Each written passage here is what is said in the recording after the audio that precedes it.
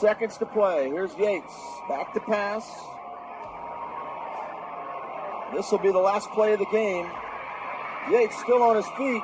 He's going to throw it towards the end zone. He's got a man. Oh, touchdown! Nicely! Holy cow, that just happened. Oh, my gosh. As time ran out. Holy smokes.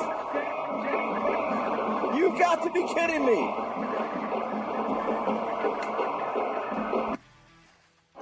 For the game. Yates, back to pass. Going to throw it up towards Nicely. Oh, he had it. Couldn't come up with it. Oscar Smith wins the state championship. What a game. So close. And that young man is heartbroken in the end zone. But Oscar Smith, their 5th championship since 2008. My, oh my. What a game. Watch it again here. It's a great throw. Tough catch. And he almost made it. And they put Deloach on him, Andy, to make this harder for this catch. He was just by a fingertip away from pulling it in. This is 757 Saturday Sports Talk. Here are Matt Hatfield and Coach Ed Young.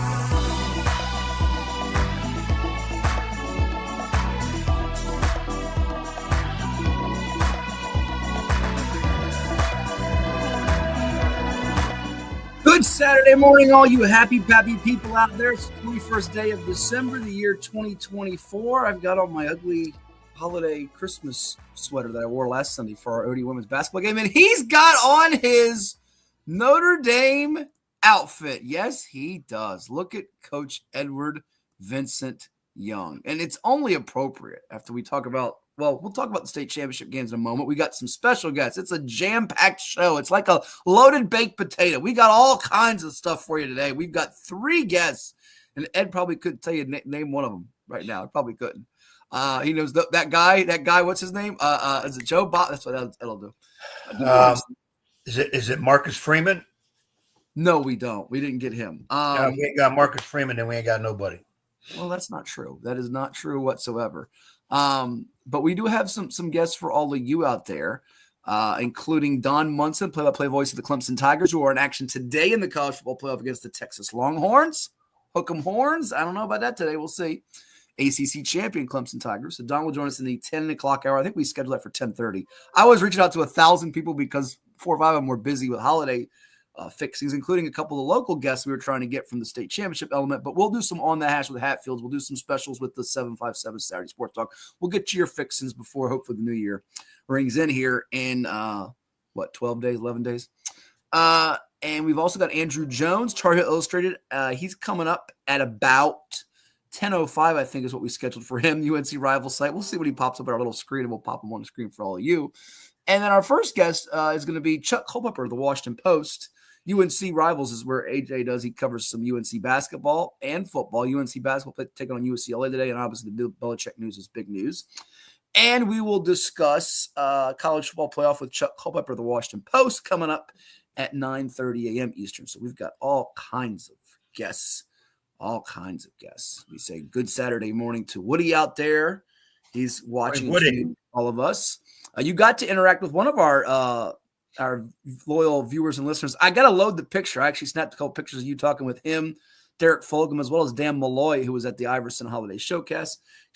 Daniel Perry wanted to know, has Oscar Smith ever played Maury in the regular season? That is a great question. I will give him the answer to that question in a moment, but I want to see if Ed can take since he was so bad in Fact or Fiction last week against my father, Mike Hatfield, who yet again beat him while hanging out at his stomping grounds, James Madison University in Harrisonburg, where I was calling the state championships. You just heard that great sound. Andy Hayes, my partner, play-by-play voice.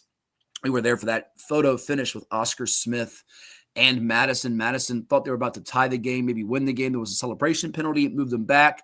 Instead of kicking the extra point, they decided to go for 2, and it was just so close and no good. And Oscar Smith celebrated with its 5th state title. We're going to actually get up with Coach Chris Scott for this show or for CoVA Sports TV when he gets back. He's out of town right now. So I told him, enjoy your mini vacation. We'll get you when you come back. I hate to ask guys to do that when they're, busy with family stuff. And we'll try to get Jeremy Blunt on a Phoebus. We're actually going to do it on the hash with Daree McCain of Maury. I think we're going to get Jamari Deloach, the defensive back who was covering that play, who signed to play for the Hokies of Virginia Tech, was initially committed to Cincinnati as well. So we're going to get you some high school football sound from all of that and get Ed's reaction to that. But real quickly, before I let you chime in on Notre Dame and other things in the state championships, has Oscar Smith played Maury before in football? Yes or no? What do you think? 2014. Incorrect. They've played 27 times, believe it or not. That's a lot of times, isn't it? It would be. It would be. Maury from the Eastern District, Oscar Smith from the Southeastern District. That is correct, sir. Last time they played was 1995 when the Tigers were coached by Bill Lyons, by the way. And they beat the Commodores 14-0. But Maury leads the all-time series, 18 wins versus 5 losses and 4 draws. Or as we like to say, because it's one of Ed's favorite things, he's got 1,000 of them, 4 ties. Ed's got 1,000 ties, ladies and gents. Maury's coach back in that particular year was the one and only Bob Pannenbacker, current AD at Lake Taylor. How about that? If Lynn Burke was awake and watching the show, he would have probably beat us to that with a little post before I could get it out, because that's how fast it's on his feet and his fingers, Lynn is. But I know he's doing some holiday shopping and Christmas and all of that. Dan does chime in that he knew Ed would have his Notre Dame stuff on. All right, Dan, you'll like this. We're going to do a sing-along for the show. Here we go, Ed. You ready? You ready to do a sing-along? You ready to do a sing-along? I don't know the words. I don't think I know the words. Come on. I'll help you through it. Here we go.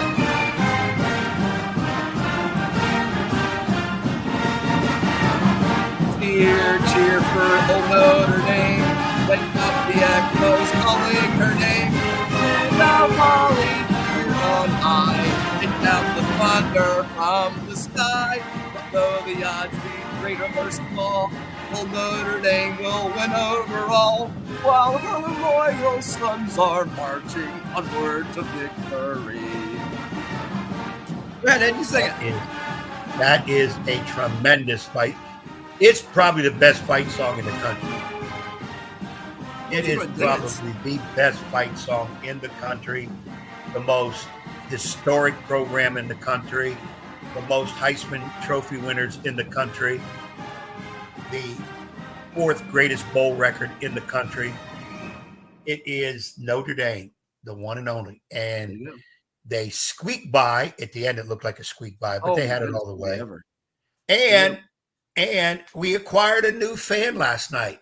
This guy was texting me at the game about we. And I kept thinking, somebody got to go to the bathroom or somebody mean we. What? And he's talking about Notre Dame. And I said, okay, when the heck did you become a Notre Dame? You're a Notre Dame hater. No, I don't hate him. I wanted to, I felt so bad for you when we walked out of the Portsmouth casino and you declared they would not lose another game and they lost the very next week against Northern Illinois. So I said, you know what? What can I get Ed for Christmas? Maybe a victory so that they can extend their stay in the college football playoff. That's what I said. And lo and behold, you managed to pull it out and beat Kurt Signetti, the former JMU coach. We did, but I got a small. By the way, it's getting one of the stars for the Maury Commodores to come to Indiana to help them in these type of games. That being LeBron Bond, the wide receiver. So. And I also I have a suspicious feeling it became we because I think you had $1.06. No, I did not have $1.06. That is incorrect. Something like that. Maybe I read the figures wrong. I'm not sure. That's not as much. It doesn't matter. It's Notre Dame. It is the greatest in the country. Now, I can swear on a stack of Bibles I did not have $1.06 on that game. Okay, it might have been $2. They've got Georgia next, maybe without Carson Beck, it seems to be. So that would help our chances. Our chances, yeah. Me and you would help our chances to beat Georgia, and then beating Georgia puts us in the semis, right? Correct. We will try to get a graphic up a little bit later in the program for people to see. I'm happy with all that. And yes, excited that we had 3, count them 3, state champions in football, which was good. What was your reaction to watching those 2 plays? Because I don't know if you had seen it prior. No, I heard tons about it, but when I saw it. How remarkable were those plays to you? Madison goes from, oh my God, great catch, and then the penalty pulls him back. Yeah, So heartbreak. the best thing is to go for 2. We'll just go now listen. People have been asking why on earth did he go for 2? If you pull up the press conferences, which you can find on my YouTube channel and on VirginiaPreps.com as well, our great team that's fantastic work from Robert Edmonds at JMU with his son Robbie to our photographers like Ray Williams and Danny Williams covering the game, Jack Spornhoff shooting shots for us at Liberty, and then down in Salem we had Robert Anderson and Rodney Young contribute. Bob Lennon was out there taking snaps too. I feel like people were critical of Coach Counsell. They didn't know the story. The reason he went for 2, there was obviously the penalty that pushed him back, but his kicker pulled his hamstring in the second quarter and they missed a PAT in that game. Now, would I have gone for 2? It's hard to say yet. It's a tricky spot. They almost got it. I might have tried to go for the PAT there, but as a coach, that's a tough decision. Your kids are urging you on. You just got that big miracle play. You think you can do it again, right? You can get a big completion. Which but if the kicker is hurt and you really don't have a backup kicker, and let's face it, to me, one of the weakest position in high school is kicker, place kicker. Right. And if you have one good one, you're lucky. If they have 2, it's unbelievable. So I would never fault him. If that's what he felt he needed to do under those circumstances, I don't fault him. Now that ball just slipped out of his fingertips. If he's maybe a half a step faster or the throws half a second slower, he catches that ball, even though Deloach was all over him in great coverage. But that was a heck of a game, a heck of a way to win and a heck of a way to lose state title. But like I've always said, you get to the state championship game. Yes, you want to win it. No question. That's what all that hard sweat, tears and stuff is for. But hard sweat, when you lose it, right? Yeah, it's not. It's like people always made fun of the Bills 0-4 in the Super Bowl. Oh, boy, they're a bunch of losers, whatever. And I kept saying, okay, but listen to what you're saying. They got there 4 times. How many other teams haven't been there ever, let alone lose? So you got to get. And Woody's just right. How about the young quarterback, sophomore Lonnie Andrews III, 18 of 31 for $180, a touchdown, a pick. Doesn't sound like unbelievable numbers, but his stud receiver, Travis Johnson, we talked about all year long, the junior who's got upwards of 25 offers. He's going to be one of the most coveted players in the nation. He was kept in check for much of the night, but got a big 27-yard catch, had a touchdown. And by the way, I was very vocal on the broadcast about the celebration penalty for Madison being – apparently a kid did throw his helmet in celebration, and they flagged it, which when something happens like that, you want to keep the flags in your pockets, I say. And they also flagged Travis for celebrating the touchdown that was a PAT away from tying the state championship game with literally, Ed, 1 minute and 45 seconds to go. Okay, you got pros and college dudes doing it. I'm not saying it's right to dance in the end zone, but, hold your tongue here, referees. This is the state championship game with under 2 minutes to play. I thought both penalties were unnecessary, and it did not decide the game. I will say that. Did not decide the game.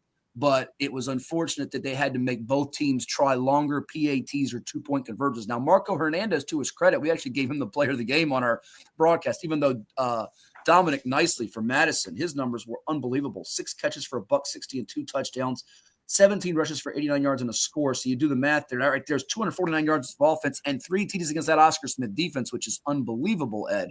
But I didn't think we needed those penalties. It was, it didn't decide the game. It just left a bad taste in the mouth for some people with the game. But credit to Oscar Smith pulling it out. Madison as well. That was a heck of a state championship that got a 10 out of 10 to me. And it wasn't the best I've covered, but it's probably the top 5. It was that good a game. The rest of the games were not as competitive, Ed, as we watch those scores scroll across the ticker. We'll actually pop them up on the screen before we take a break and bring in Chuck Culpepper here for our first guest this morning. We'll share the screen here so we can go through them for all of you.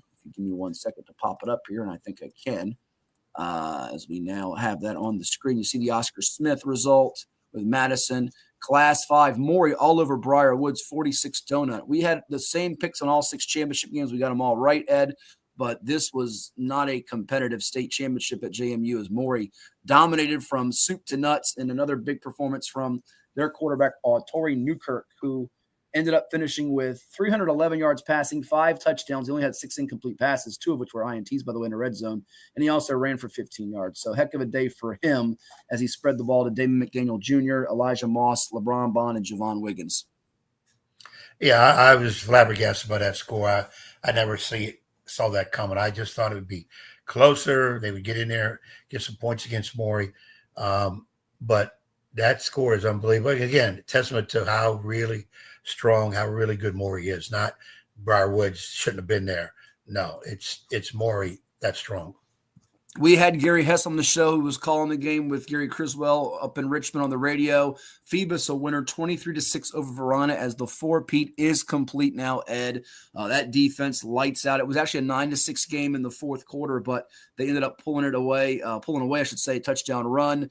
Davion Roberts was running towards the end zone. I think the ball popped out. They scooped it up in the end zone, and Phoebus, another really good performance from them as Maricus Banks, the sophomore quarterback, like Lonnie Andrews, leads them, and Phoebus giving up just 6 points the entire postseason.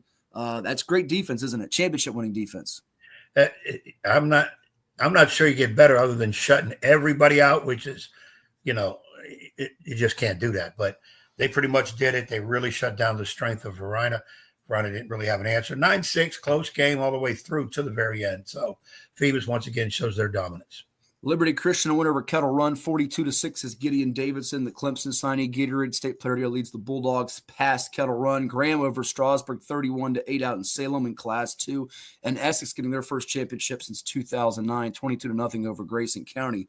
I don't want to say according to form ho-hum, yawn, but none of those games had the excitement that the one at JMU did with Oscar Smith and Madison. That was really the only game that produced some drama. And 6 of your champions were pretty much incredible throughout the playoffs, winning by big margins. Maury had a couple of, I should say the scare with Green Run by 6, and then the game with Kings Fork that was tied at halftime. But pretty dominant performance all the way around, Ed. And looking at that, you also say, my goodness, we had 5 undefeated teams with Graham, LCA, Phoebus, Maury, and Oscar Smith. The only one that had a blemish was Essex, who avenged that blemish in big fashion against Rappahannock in the region final. So all 6 of those teams highly picked. All 5 of the 6 were number 1 preseason. The only one that wasn't was Oscar Smith, who I think we had 3rd behind Highland Springs and Hayfield in Class 6 to start the year. So the VA Preps preseason picks were not too shabby this year. Yeah, and when he talks about great defenses, they always say defense win championship, but you have to have at least one more point than the other team. And some of those teams had no problem scoring points all year, as most of those games, as you do say, went according to form. And again, you always like to think of this championship game, it's going to be close. It's supposedly the 2 best teams, but it is all about matchups. And that's why you'll see a 48-0. The matchup just didn't favor somebody, and that's what's going to happen. Yeah, and will Maury be strong again next year? I would imagine so. They bring back a lot of pieces. As long as Dory McCain is the big whistle, as they call it, it's going to be a big deal for them to have a chance at competing for the state championship. And speaking of big whistles, we'll dive into this, I'm sure, a little bit throughout the morning. Might even bring it up to a couple of our guests that will be joining us here on the program. And Michael Vick is the new big whistle of the Norfolk State Spartans. Oh, boy. Officially announced on Friday. Press conference coming up on Monday at 10 a.m. Eastern. Your thoughts on Vick to NSU? And I have a couple quick thoughts. We'll take our time out and hopefully have Chuck with us here in just a little bit as I will reach back out to him. He is, I believe, by the way, flying from California to Columbus, but I think he told me either pre or in between his stops he'll come on with us. At least he told us that. So we're going to try to get him. But your thoughts as I effort that with Chuck here on Vick to NSU. Behold the green and gold. Notre Dame. Norfolk State jumped up to a big splash hiring in Michael Vick. We're coming off the heels of Belichick going to Carolina, which most people still aren't grasping. And this one is along those same lines, but it also is in comparison to one Deion Sanders getting hired at Jackson State. There's a lot of similarities right there. You have a guy, Sanders, who did a little bit of coaching, all of a sudden gets Jackson State job. A lot of people snickering, that'll never last. It does. He does well. Then he gets Colorado job. No, that won't last. It does. He's done well. Now here comes Vick, who has very limited actual coaching experience. And as a old-timer high school coach myself, I say, wow, there's not somebody with coaching background better. But at the same time, it is a name. It is a guy who was number 1 pick in the NFL, great career, one of the best at his position, very few like him. I guess Lamar Jackson would be the closest. And I say now, it's definitely a win-win for Norfolk State by far. It's a win-win. This was a national story on the lines with Belichick to Carolina. And the key now will be Michael to hire a staff that is going to be well-versed into transfer portal work, NIL deals. And that's the other thing Norfolk State has to understand too, is you're going to have to come up with some money to lure players. Back in the day, you couldn't say that out loud. That was illegal. Well, that's what it's all about now. It's play for pay now. NILs really used to be about image and likeness. Now it's you just paying players. Young quarterbacks will probably gravitate towards Norfolk State, especially if they're in the mold of a Michael Vick, because who better to teach them than the Michael Vick as those guys play. So his staff assemblement will be major for him in this. And I applaud Norfolk State. Now, I know there's some negativity in terms of what happened to Michael on the negative side. Michael in the penitentiary a little bit with the dogs and all that. People, that's back. That's behind. Okay, let's move forward. He's ready to give to these kids, and let's let it happen. Let's see what it does. It is tremendous for Norfolk State. I just hope they're able to commit the money, because they're going to get a lot of eyes on them. Yeah, and I did happen to glance this morning. I saw Bob Molinaro's comments in his weekly musing in the pilot. He has some strong opinions, and it's going to be a matter. Are they ready for the Michael Vick experience in terms, like you said, the infrastructure, the facilities, spending the money to make that happen? Look, I think it's a low risk, high reward move, because look at it from this angle to me. If you're Michael Vick, this doesn't work out. You're Michael Vick still. It doesn't matter. I know Eddie George has gone this route. I know Deion Sanders has gone this route. It's different than Deion, but it has some of the same feels and vibes. And if you're NSU, if it doesn't work out, I mean, you weren't – I hate to say this to make my NSU friends upset. You weren't really that relevant prior. Let's just call it what it is. You really weren't that relevant on the grand scale of college football prior. I mean, they had, one playoff trip when they were FCS or 1AA with Pete Adrian. It's been a long time ago. And I think before that, maybe their last winning record or best winning record was back when our buddy Darnell Moore was coaching them, former Bayside and Woodrow Wilson coach. Or I should say now, I guess it's now Manor, but it was Woodrow Wilson then, coach in the 90s for a couple of years, I think it was. So they haven't had a lot of winning seasons or success over there on the gridiron. To me, I feel like you take your shot here, and it makes a lot more sense for them. It gives them exposure, the buzz. Everybody's talking about it around town. I certainly think it is going to pay some dividends. I don't know if it'll pay the grand dividends they're looking for. And what is, I guess, Ed, the question to you as we get ready to take a break, and we'll bring in Chuck here. I misread the time. He said, I did say to him, he said 9:40, not 9:30. What's the ceiling for this? What's the best case? What's the worst case in your eyes? Well, the bottom line is you got to win. Right. So what's the best case? What's the best case to winning? What's the best case to losing if it really goes south in your eyes? Right off the bat, I'm going to say I'm hoping for a 500 record. Now, I know people might be saying, well, you're crazy. We're going to win 8-9 games. Well, wait a minute. You still got to play the games. Just because you name somebody, is it Madden football with your fingertips? You got to play the games out there. You got to have the right type of players and whatever. So if they go 500, again, now let's look at the last, and I'm not going to bash any coaches. Let's look at the last 4 or 5 coaches. They were 4-8 this past season, 4-8. Right. So if you go 500 next year, that ain't bad. Plus the buzz is still going to be there, and we're hoping good things will continue. It's not all going to happen in 1 year. Right. All of that. It takes way longer than that. And even if you get a lot of the 757 talent and big name transfers to come in that want to play for Michael Vick, and Deion Sanders brought in a lot of guys. His year 1 started off good, and then it went south. And now year 2 has been even better in terms of a winning record, being in the top 25, in the mix late in the year for the Big 12 title that they didn't win it as they changed conferences from the Pac-12 to the Big 12. So even though he got some names, it wasn't as splashy off the bat as some have made it out to be, while there was the buzz still. They were playing some national exposure games, and people were tuning in to watch them play. So I think it will. And the bigger thing is they want to put fannies in seats. So will this help put some fannies in seats? I think it will. It may not sell out Dick Price Stadium every week, but it'll put more fannies in seats. And you'll see a lot of Vic paraphernalia, numbers, jerseys, that type of thing. Yeah. Right. It all of that's going to create that buzz. That's going to bring all that back to their jerseys, whatever. It's all going to come back. And you made a good point. Put fannies in the seats. the boosters are going to have to come up with more money. And I keep going back to the dollar sign because, come on, let's face it, go to the big time of the college playoffs and all. It's all about money. Conference of real life, all about money.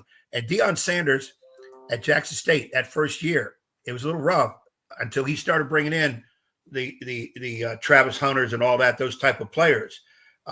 Again, if you don't have those horses on that field, it doesn't matter if I'll go way back. Vince Lombardi's coaching, whoever, Belichick in his prime with the Patriots. You gotta have the horses out there, and they've got Michael in place, and that they're hoping that is that draw of those type of players that before they didn't really have a chance to get to. Let's face it, a lot of our local football kids, much as we chime about them and love them to death, I would say majority do not stay here. They don't go to Old Dominion and Norfolk State. They're going everywhere else. But so now let's see if some of those will stay and Norfolk State will get them.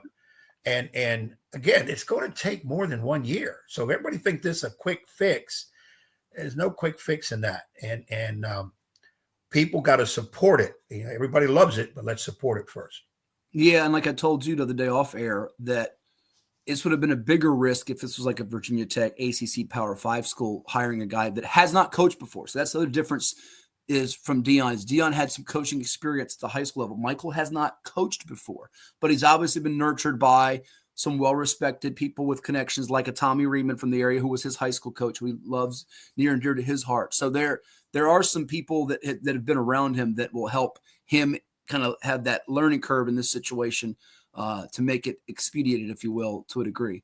And we got Raymond chiming in.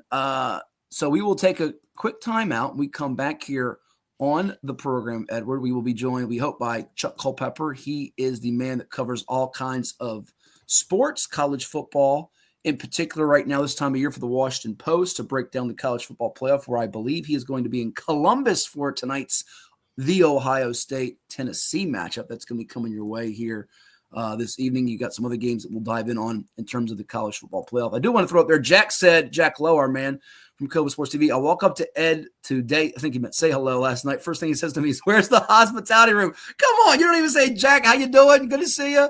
No, I gave him fist bump.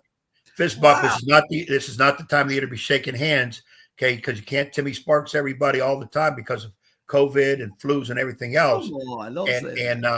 So I bumped fists, and I figure, Jack being the young buck that he is now, we give him one job: find us food. He usually comes through. His one job is to find us food. Well, we give him one job. You can't give a young kid a lot of jobs because they're going to mess it up. A long-time teacher out that I am. Trust me. Give the kids one thing to think about and guide them in that direction. But in to Jack's situation, there was no hospitality room. Yeah, so he's off the hook. Fault. He's off the hook. He did find the concession stand, which I did take a visit to. So yeah, I'm sure you took some money out of his pockets, or you beat some lady up on. No, I actually had to go outside and get money out of the car. Good for you. To creep up some thing, and the ladies out front were, they gave me a little flack. Sir, we're not allowed to let people out back. That's I right. said, well, look, if I bring you some extra money, I'll bring you in some extra money, and the ladies let me do that. We'll come back with Chuck Culpepper after we hear from Town Bank, Chichos, and more right here. Stay tuned. It's CoVA Sports TV and 757 Saturday Sports Talk. As a banker at Town Bank, we believe that people bank with people, not with banks. You're looking for an actual personal relationship, and that's what you get at our bank. You get that person that gets to know you, gets to know your business, is there for you. I think that is what motivates us, what drives us. And the idea that we are trying to serve others and enrich lives, I think is very true.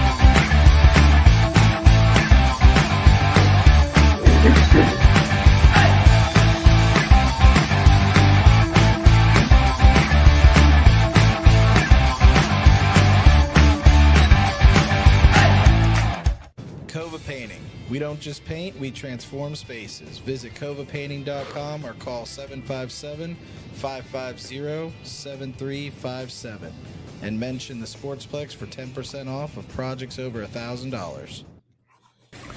Welcome back to 757 Sports Talk. No, it's not in the pool. It's Hatfield and Young at the Plex, the Virginia Beach Sportsplex. Here are two guys that, even though they never shut up, they're always dropping pearls of wisdom. Matt Hatfield and Coach Ed Young. And welcome back to 757 Saturday Sports Talk. Like, share, and subscribe to our CoVA Sports TV YouTube channel, wherever you may be tuning in. Apple, Spotify, LinkedIn, Facebook, Virginia Preps, all over the web. We thank you for doing so and interacting with us all morning long. We have a special guest with us. He is the esteemed colleague of many of the greats we've had on this program, and he's right up there. Chuck Culpepper, Washington Post, college football. It's a busy time of year. It's almost Christmas, and we've got all the sports overlapping, and it's the playoff. Chuck, good morning. Happy holidays to you. Tell me about how pumped you are. You see my cohort here, Coach Young, is a diehard Notre Dame fan. So he was I remember that. Yeah. How much did you watch that game last night? We were actually at a basketball event, but people were texting me it's a boring game, snoozer. How much of that were you locked into last night, and what'd you make of the first college football playoff game under the expanded format? I made a jet error. So I was on this flight last night where I couldn't get the Hulu video to go, and it was one of the smaller jets, the regional jets, the second flight. So I caught the whole first half, and then I watched a stat board in the second half and watched the numbers change, So it was really did not think it through well. I was on my way I'm doing the Ohio State game tonight. So Chuck, you were on good morning to you. You were on a crop duster last night then? Yeah, basically, yeah. That's okay. You were holding on to your parachute, trying to get the game in while the plane was going over speed bumps like crazy. Right. I figured. Yeah. On a cold night, it was like 2 degrees in Minneapolis when we took off. And so I got anyway, you don't need all the details of how I couldn't get the video to go. But, there are jets on which you could just watch it on their screens, which would be probably often a lot better. But I thought Notre Dame, of course, obviously controlled the game. Even if you take away the 98-yard run, which for when you're trying to evaluate how the game was played, maybe you can do that. But I thought it was, just pretty clear that they were superior.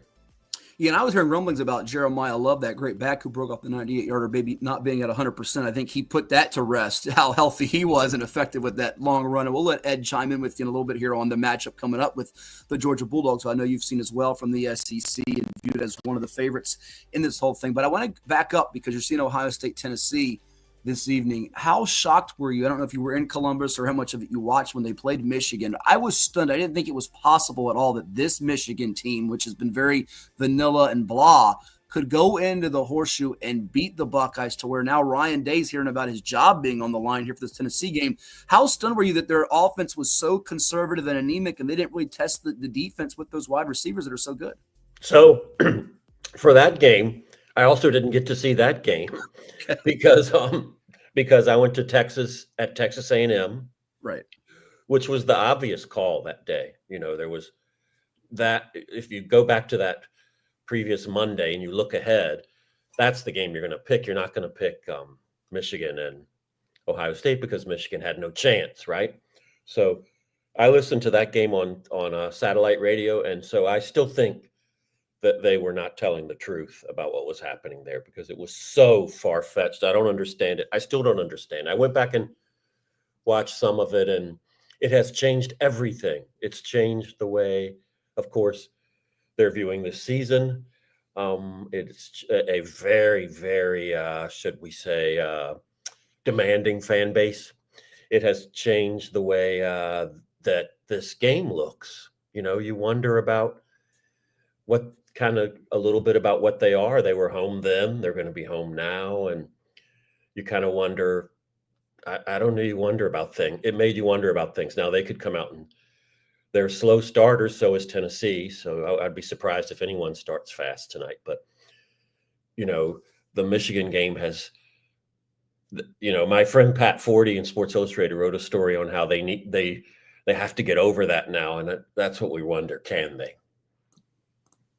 Yeah, it's a big question. I think maybe the most compelling of the 4 games, I'll flip it here to Ed in a second. Let me ask that question. Is it the most compelling of these 4 first-round games? You've also got, obviously, Texas taking on Clemson today. You have SMU, which came roaring back against Clemson in the ACC Championship, fell just short on that long field goal that was miraculous a couple Saturday nights ago. They're taking on Penn State. So of the 4 games we've had in the first round here, 12-5, Clemson, Texas, Tennessee, Ohio State 9-8, SMU, Penn State 11-6, and Indiana, Notre Dame 10-7. Is the best game in your eyes, and that's where you are, is Columbus. Is it without a doubt in your eyes the Ohio State-Tennessee game?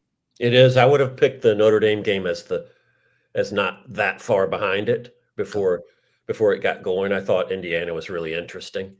I thought you didn't know what you were going to get with Indiana, and I think the way the Indiana coach talks, which Nick Saban got after him about on the pregame show yesterday, which is really funny.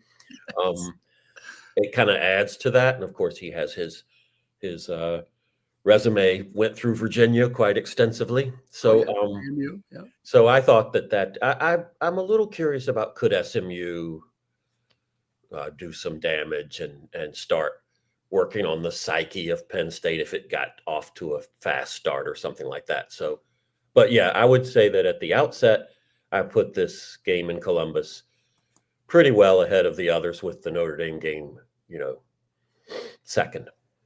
Talking with Chuck Culpepper here at the Washington Post. Go check out his work online in the Washington Post. Also give Chuck a follow on Twitter, as they now refer to it, as X, I should say. You can find him at Chuck Culpepper 1 at 757 Saturday Sports Talk here on CoVA Sports TV, Ed. Chuck, get into the Ohio State game. And first of all this talk about Ryan Day's job, to me, is amazing. Amazing. And it shows me the fan base, you're too focused on Michigan. Michigan is behind you now. Ohio State's playing for a national championship. Michigan isn't. Was their only loss. And well, if they don't win tonight, then he gets fired. He's not getting fired. It's a little bit past that stage for a program like them to get rid of your guy. And then all of a sudden people are jumping with the portal business and all that. The only way I think he's in trouble is lose the game, especially if they play horrible. And the money people, the booster people, come out and say, we're not putting no more money in this program until he's gone. That's about the only way now that level guy gets chopped at the knees right now. That's how I feel. I just think Ohio State people, come on now. Let's try to win this night. They'll win a national champion, let's say, and you'll still have people complain, yeah, but we lost to Michigan. Yeah. They'll still do that. But let's put that behind us, and because I know your time is short. The game, obviously, a lot of people are focusing on weather because Tennessee doesn't normally play in the real cold games, somewhat like SMU with the Penn State game. And when you break the game down, it seems like I hear a lot of talk. Tennessee has a great defensive line. Ohio State has a pretty good offensive line. That right there, and I've always said in these big games, it's that trenches that win or lose you the game. How do you assess that? And is it the biggest thing looking at tonight's game? Yes. The Tennessee defensive line is exactly where the eye should go, I think. And, of course, Michigan has a really good one, too, and that mattered in that game decisively even. So I think, the Tennessee defensive line it's deep. It's great. They focused on it for, when Josh Heupel got there, and they focused on it wisely. They knew what league they were playing in. And I think it's the big, if it puts pressure on Howard, and if it does a good job against the run, which it's highly ranked in that category in top 10, I think it's number 8 or 7, then that's going to be a huge part of this matchup. And we were talking about Day. We almost had 2 years ago, we came very, very close to having the same thing, where Ohio State had lost to Michigan, but they got into the playoff. That's right. They're trying a field goal as the new year turns. I think the new year turned as the ball was going in the air. It was, Chuck, because I was getting off a bus with ODU when we were at JMU, and I remember we were watching it on the bus, and I got home as the game was ending. You're right. It was New Year's Eve. Correct. And if they won that, Michigan had lost that day to TCU. They were going to play TCU. I think they were going to beat TCU, as much as I marvel at what TCU accomplished that year. But I was really, really curious how that would go and if it went that way. And Ed, that same thing. Okay, they win 4 games now. Are there still people? Yes, there are still people who are going to call it a disappointing season, I think. And wow, that's something. And, sometimes I wonder what is the point of being an Ohio State fan at this point? Because you win, you're a little disappointed because you were down 14-7 before you won 52-14 or something like that, and you lose, of course you're disappointed. They've kind of reached that point. I guess Urban Meyer helped usher them to that point where there doesn't seem to be any joy in the fanhood, in being a fan. That's true. Yeah, and that's my point. You get a program like Ohio State, they win 10, 11, 12 games, and there's still not enough joy. Right. And there's other programs. There's programs in this country, if they can win one more than they lose, people celebrating in the street. Well, we're Ohio State. We have a different standard. Come on, people. Alabama, everybody has standards. Penn State has standards. Notre Dame has standards. Where are you at the exact end of the year, and were you supposed to be there? That's really what you got to look at. As a coach, have you taken your talent to the furthest possibility it can be? If the answer is yes, you're coming back. It was a hell of a year. It's not, well, we got to meet Michigan every year, and we should go undefeated and average 50 points a game. And so another huge thing to watch tonight is what's going to happen with the contrast that's going on in that department, which is how much orange will be in the stands. How much orange will we see? And that's because the visitor tonight has been out to the wilderness for, more than a decade, where they were not relevant. And here they are back. It's their first playoff. They didn't make any of the 14 playoffs. They didn't get close to any of the 14 playoffs. So here they are. They're back, and the fans are reinvigorated. And that's what it's really strange to me how that's what you need sometimes is some real irrelevance to get excited about relevance again. Well, and that's my quick question for we'll spin it to another game and let you roll here. We thank you for the time here. Chuck, you haven't been relevant since T. Martin and Peyton Manning were their quarterbacks in the 90s, right? Last time they've been in a big spot like this. They got a quarterback now. Help me out. It's Nico. I have no idea how you pronounce his last name, but he's pretty good. I can spell it, which is my job, but you know what? The broadcasters always sail right through it, and that's why I am impressed by what they do, because they nail that thing every single time. So it's, for a while we had Tungo Valoa, which people struggled with, and we had Uiagalelei, and so this and these are quarterbacks from California and Hawaii who come to play in the SEC, and I think it's been just made the SEC even better than it was in so many ways. And so, I can spell it though, I guess. Yeah, I think it's pronounced Iamaleava. So if you can do that, bless you. Ed still struggles with Giannis. He just calls him the Greek Freak from the Bucks. So right. I just give the guys nicknames because you got to have a nickname anyways. Yeah. And you can't have the whole alphabet in your last name when you're a star. You got to cut it down a couple letters. So, and I don't mean to disrespect anybody's heritage and names and whatever. I took the name Young, Y-O-U-N-G. I am what you are. Easy to remember, but I'm not famous. Hey, Chuck, we got James Boyd chiming in. You might remember him, former Penn State great, NFL defensive back out of our area in Indian River High School in Chesapeake. It says PSU we are. So I want to throw it to you as we pull up the bracket. It doesn't have the updated score from last night. Best path here, because it feels like Oregon did not get the best path here. That's been a lot of the conjecture here since the playoff was announced. Not even so much did Alabama belong in more than SMU, but the seeding here as they move forward. Oregon's path, Georgia's path. Whose path do you like here in this thing? And if you had to kind of crystal ball it, maybe what's your view of a possible championship matchup here right now? So I started thinking that I started thinking about Texas's path. Mm-hmm. Maybe that's the best, but Arizona State really, there's something scary about that. I think, and about maybe the time off will cool them off in some way. That running back's really good too. Yeah, and that whole story. So I would sort of hesitate to say, and I went to Boise for the Mountain West title game, and boy, to see that guy in person is a Superman. I just and it was just great to be around afterward too. And I just think maybe I guess I'd say Texas, because I think they're going to beat Clemson. That's the only thing I'm completely sure about. One thing, something Sonny Dykes said, TCU coach 2 years ago, has stuck in my head. He said, there are going to be more teams like us that go far, teams you didn't expect than it used to be. And he said, it's because of the transfer portal. It's leveled things out. I think everybody knows that.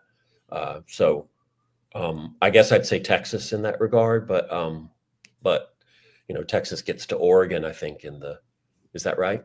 I can't see but Texas gets to Oregon. Let's go back to the bracket. In the next. You're good. Here you go. Texas would see, you're right, Oregon to be in the semifinal. Yep.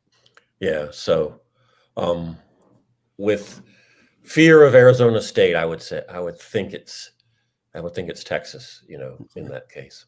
James wants to know about, and I'm sure Ed will chime in on this with you too here as we finish up, Chuck. What about a potential, if Notre Dame is to beat Georgia and Penn State's to get through SMU Boise, what about a Penn State Notre Dame third round matchup? Two of the biggest programs in college football. He says, what's your take on that possible showdown? Well, that would be,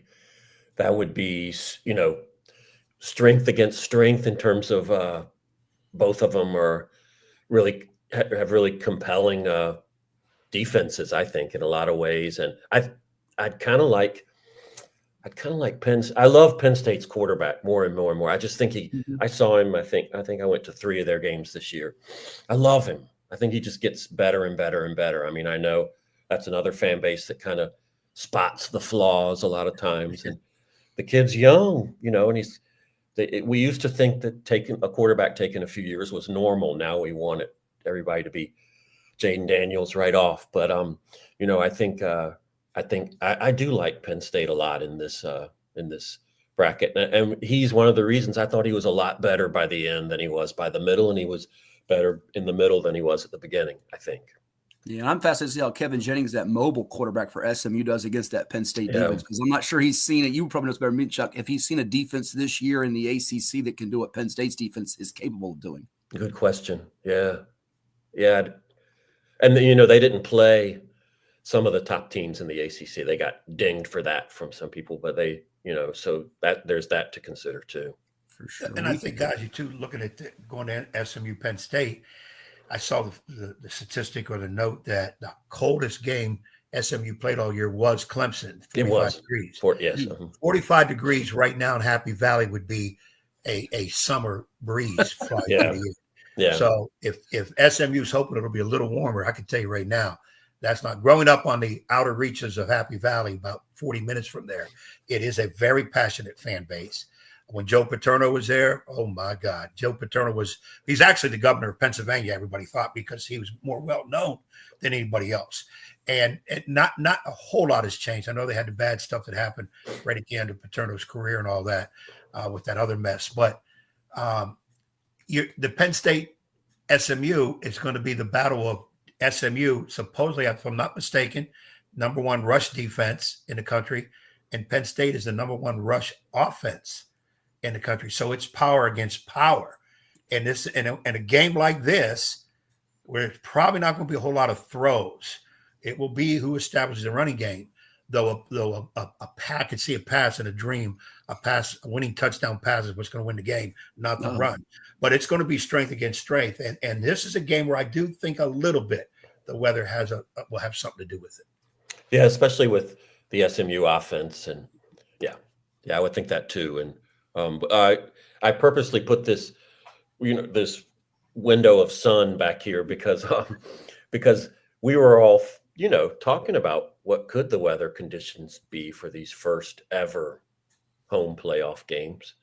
And it could have been something messy, but I think everywhere is getting up. Penn State College was maybe intermittent clouds was the last thing I saw. So pretty clear in these 3 places, and So it's going to be a matter of whether what is it going to be, 25 degrees in State College? Is that going to have an effect? Maybe.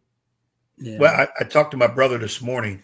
They're getting snow. It's about 40 miles from State College. They're getting snow there, and they're supposed to have flurries early in the game. No big snowfall of inches. I don't think that, and they'll keep that field fairly well clean there anyways. But I do think it'll play a little bit of a role in that game. There was a little bit of talk I heard on talk radio yesterday about maybe putting these games in bowls more to the south where the weather will be better. I like the first round at the team, the higher seed. They deserve it. It's college football. It's play with the elements. We're both in it. And I don't want to hear, well, it's not fair for a team from Texas to have to go play a team in the East and the West. It is what it is. You'd be lucky you're in it and then go from there. Well, and college football, because it's played through the years, through history, all its significant games in palm trees, Rose Bowl, Orange Bowl, or indoors, Sugar Bowl or whatever, doesn't have those. There's games in the NFL that we talk about forever: the Ice Bowl, the Freezer Bowl, the Tuck Rule game, where weather is just becomes such a part of the story and the lore. And college football doesn't have it that much. You can count that Cotton Bowl where Joe Montana led that comeback after his body temperature went down. That was really cold, but it's really going to be a new thing. And I like it very much too, for us to get some games where there's the story that goes on through the decades afterward is about the weather. Absolutely. Well, hey, Trevor, you go ahead. I wanted to ask Chuck on this, bouncing, leaving further ahead, way ahead. Chuck, there's been a little bit of talk about, the Alabama. We're talking another fan base. Some of those people, I think, are hopefully better check and make sure they're still alive, that they didn't get to move on into this. There has been talk that we will see 14 teams, and eventually probably capped at 16. Two questions. What do you think, and should it be 12 14 or 16, or leave it at 12? Those other divisions have played with 16 for years. They seem to be doing fine. I think that's where it's going. I think there's more money in 16 than there is in 12. So that's the way to bet. I don't bet, but that's the way to guess. But I think, I think it's going to 16. I think it'll reach 16 eventually, maybe not soon, but within a few years. And I think 16 is nice. I think everybody plays the same amount of games. And this system of buys where you have like Arizona State and Boise State and to some degree Georgia, and those teams maybe did not have did Georgia have as good a season as Notre Dame did?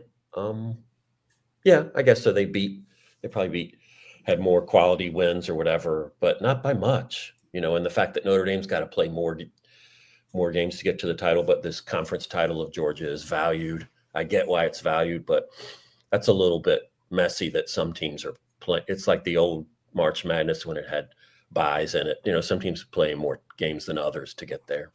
Well, Chuck, my thing was, and I know my co-host and I argue with this, I say I want to see 16, but I want every conference champion. Yes, Marshall, Jackson, even though Marshall screwed up when the coach left, Jacksonville State, whatever, because they won their conference. They're Division I. Yes, they're not going to have the power rating. They're not going to have the eyes, whatever. And it's all driven by TV money. But when else could those teams ever get relevant other than is Marshall got to go to the SEC? Not going to happen. So I think there's 9 conferences total. Put all those champions in, and then you've got to get your 7 at large, which is going to be dominated by SEC and Big Ten predominantly. That's just what I want to see, but I understand it's money driven, right? And people would rather see the 4th place SEC than any of those other 5 conference championships. I just don't think it's fair for those programs. Yeah, it's not fair. Life ain't fair either, but you got to get a chance somewhere. College football has always been extremely fair, but life, no, college football not fair either. Yeah. Well, Chuck, we really treasure your work and enjoy your time with us. Enjoy the game there in Columbus, Buckeyes in Tennessee, and we'll catch up with you in the new year. Thank you both so much. Thank you. Hey, Chuck, make sure you got parka on, earmuffs, everything, because you're going to see your breath all game long. That's the parka. Here's the parka. There you go. Okay, He's already good. set. He's ahead of you, Ed. We don't want you sick. We'll probably get you back on right at the end of the playoffs and that, and look at what's going on next year and see where we were right and wrong. I know I'll be right a lot. I'm sticking with these dudes, and my partner over here, he'll be wrong a lot. Those guys could win it. They could. Oh, boy, that would be tremendous. They got what you need. Yep. I want to see it happen. He'll drive me crazy. Thank you, Chuck. Have a good time. Okay. Thank you. Enjoy, Chuck. Chuck Culpepper, the Washington Post. Coming up next, we've got Andrew Jones. We just had Chuck Culpepper. Andrew Jones, Tar Heel Illustrated, UNC Football Hoops. Bill Belichick's arrival to Chapel Hill after a quick timeout. You're watching CoVA Sports TV. Be back in just a moment. I'm Dr. Mark Cardelia, orthopedic surgeon and surgical director of the CHKD Sports Medicine Program. We see a lot of knee injuries in student athletes these days, and many of these are ACL tears. Parents often ask how to know when a knee injury may be serious. What's up at DQ? Oh, just the best deal ever. The $7 bacon cheeseburger meal deal. Bacon cheeseburger, fries, drink, and a sundae. No time to be modest. It's all full size for just $7. Right now at DQ. Happy tastes good. Well, it's everybody's favorite time of year again. Time to prepare to make your annual donation to that infernal revenue service. And if you're like me, you need help. Help to keep that donation as small as possible. So get off your W-2 and call John Maynard at John's Tax Service. 455-6763. What makes a life a good one? Is it our adventures? Or the friends we find along the way? Is it the challenges we conquer together? Maybe it's the people's lives we touch every single day. So, what makes a life a good one? You'll have to figure that one out for yourself. What is more? Is it more reps, more strength, more stamina? We say it's all of that, but it's greater than just what's in the mirror. It's about improving your mental and physical health. More is a feeling of achievement, fulfillment, confidence. It's looking better, feeling better, being better, and it's our mission to get you there. Because here, you are more. One Life Fitness. And now back to Matthew Hatfield and the evil basketball coach. Blast you, Ed Young!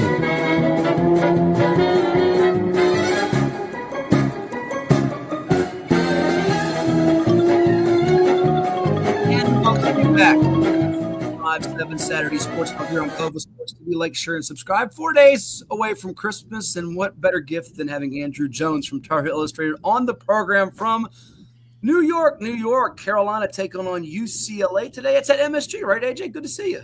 Got MSG. I came up here yesterday. There's snow on the ground, so I'm definitely not in North Carolina. And by the way, I'm not a Christmas gift. I would be the equivalent of coal in the stocking. Oh, wow. The Christmas gift for my wife is that I'm out of town. I got to go to Boston next weekend for football. And then a few days after that, I got to go to Louisville and then Notre Dame for basketball. So her Christmas gift is very little AJ for a few weeks. Well, if I had told you AJ a month ago, we'll get to the basketball, the football side of things. If I told you a month ago, hey, maybe actually 2 months ago, Bill Belichick's going to be coaching at North Carolina and Michael Vick's going to be coaching at Norfolk State, what would you have said to me? The Vick stuff wouldn't have surprised me so much because a lot of schools are going that direction. And I think if you're Norfolk State, it's a really interesting way to go. And we've already seen a possible blueprint with Prime out in Colorado and starting at Jackson State. But the Belichick stuff, when I first heard about it, I called a couple sources, really good sources. These are people who knew what was going on a daily basis, and they laughed. The reason they laughed is because they didn't think the dots didn't connect, it didn't compute.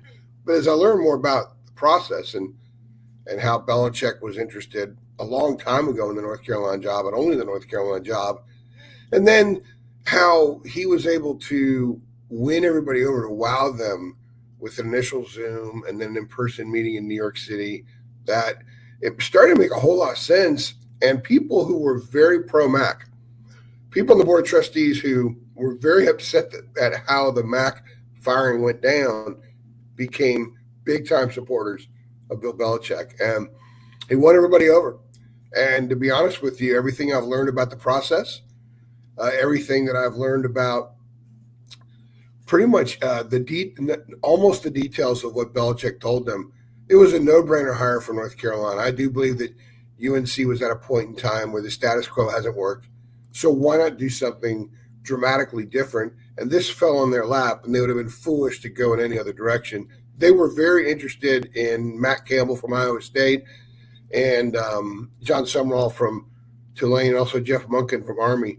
I think Monken would have been a solid hire. I think Campbell would have been a really good hire, but I don't think North Carolina football fans would be on message boards right now talking about football. It is blowing away the basketball content as far as numbers go right now. And look at their head coach. He's on national TV all over the place. It was the biggest story in sports for several days. And now the expectations are that North Carolina will go beyond what Colorado's done under Prime, because it's a better job. It's a better situation.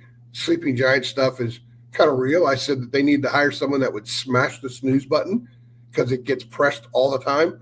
And maybe they have someone now that can do it. It could be a colossal disaster, but it could also be something that completely changes the foundation of North Carolina football moving forward. And it was the right move to make.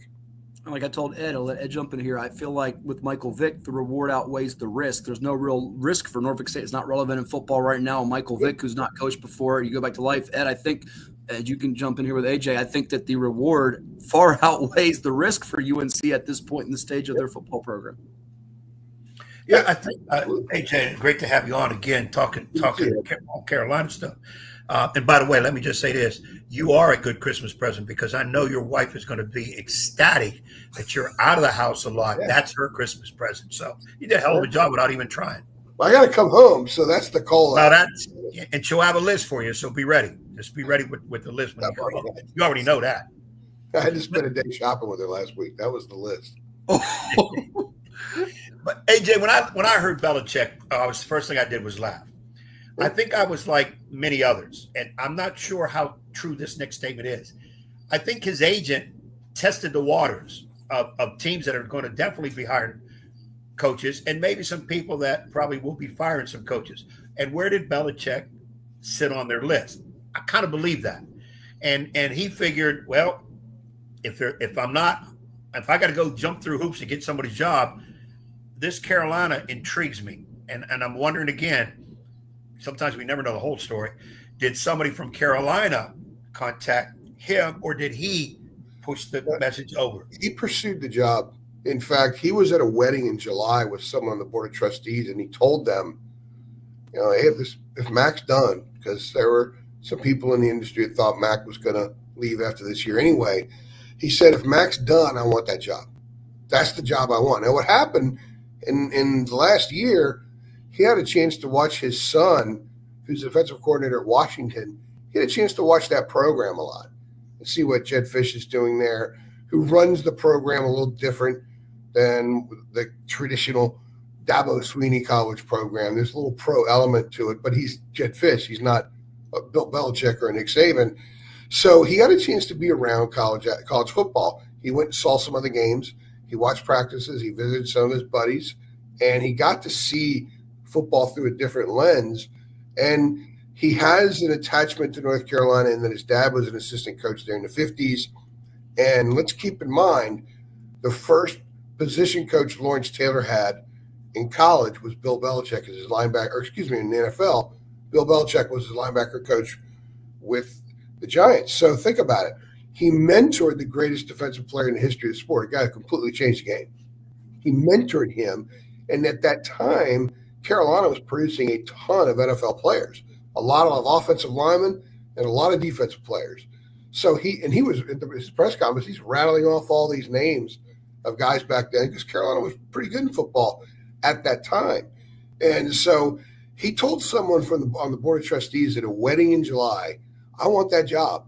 There were, from what I know, and I think I'm pretty well sourced on this, there were no other jobs he was interested in. The stuff about the Jets, that has not been I have not found any sources to confirm that at all. That was after the fact. Why didn't that come out before? I don't know if there's any truth to that or not, but it doesn't matter because in November, one of his people reached out to North Carolina because it was clear that Mac was not going to be back because the program had really kind of reached its peak a couple of years ago, and it was struggling. And 70-50 against JMU kind of really got that going quickly. One of his people reached out to UNC and planted the seed. So when Bubba Cunningham fired Mac Brown, he had a list of 30 names. Bill Belichick was on that list because he had already reached out. Now, people didn't think it was very serious because they had a very difficult time, like all of us, connecting Bill Belichick to college football. But he sold them on the idea that it's a lot like the pros now. I really wanted to do this for a long time, but he just couldn't walk away from his situation at New England, obviously. And he sold them on the idea of kind of reinventing the college football wheel by building a front office for college football. They're adding almost 30 positions to the football building to work under Michael Lombardi, who will be his general manager. These are all people that are going to evaluate talent from the high school level, potential portal kids at the college level, and then their own talent. And it's going to be an operation that nobody's seen in college before. So the Carolina people, who are already prepared to dramatically change a lot of things, including investing money, the money was going to be there even if Belichick wasn't hired. They were going to make some big-time changes. He got them – here's the way I've described it. Carolina was going to go into the deep end anyway, but they could still see the buoy.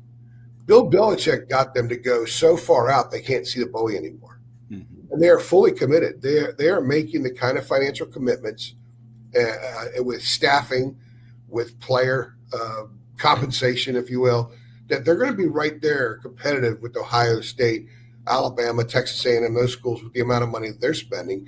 And they think they have a guy that knows how to do it. This is 100% true here as well. This was the thing that blew me away and made me realize that, okay, he's very serious about this job. When Carolina lost to JMU 70-50, which was the landmark moment of the Mac Brown Part 2 era, obviously. And it wasn't just the loss, it was what happened after the loss.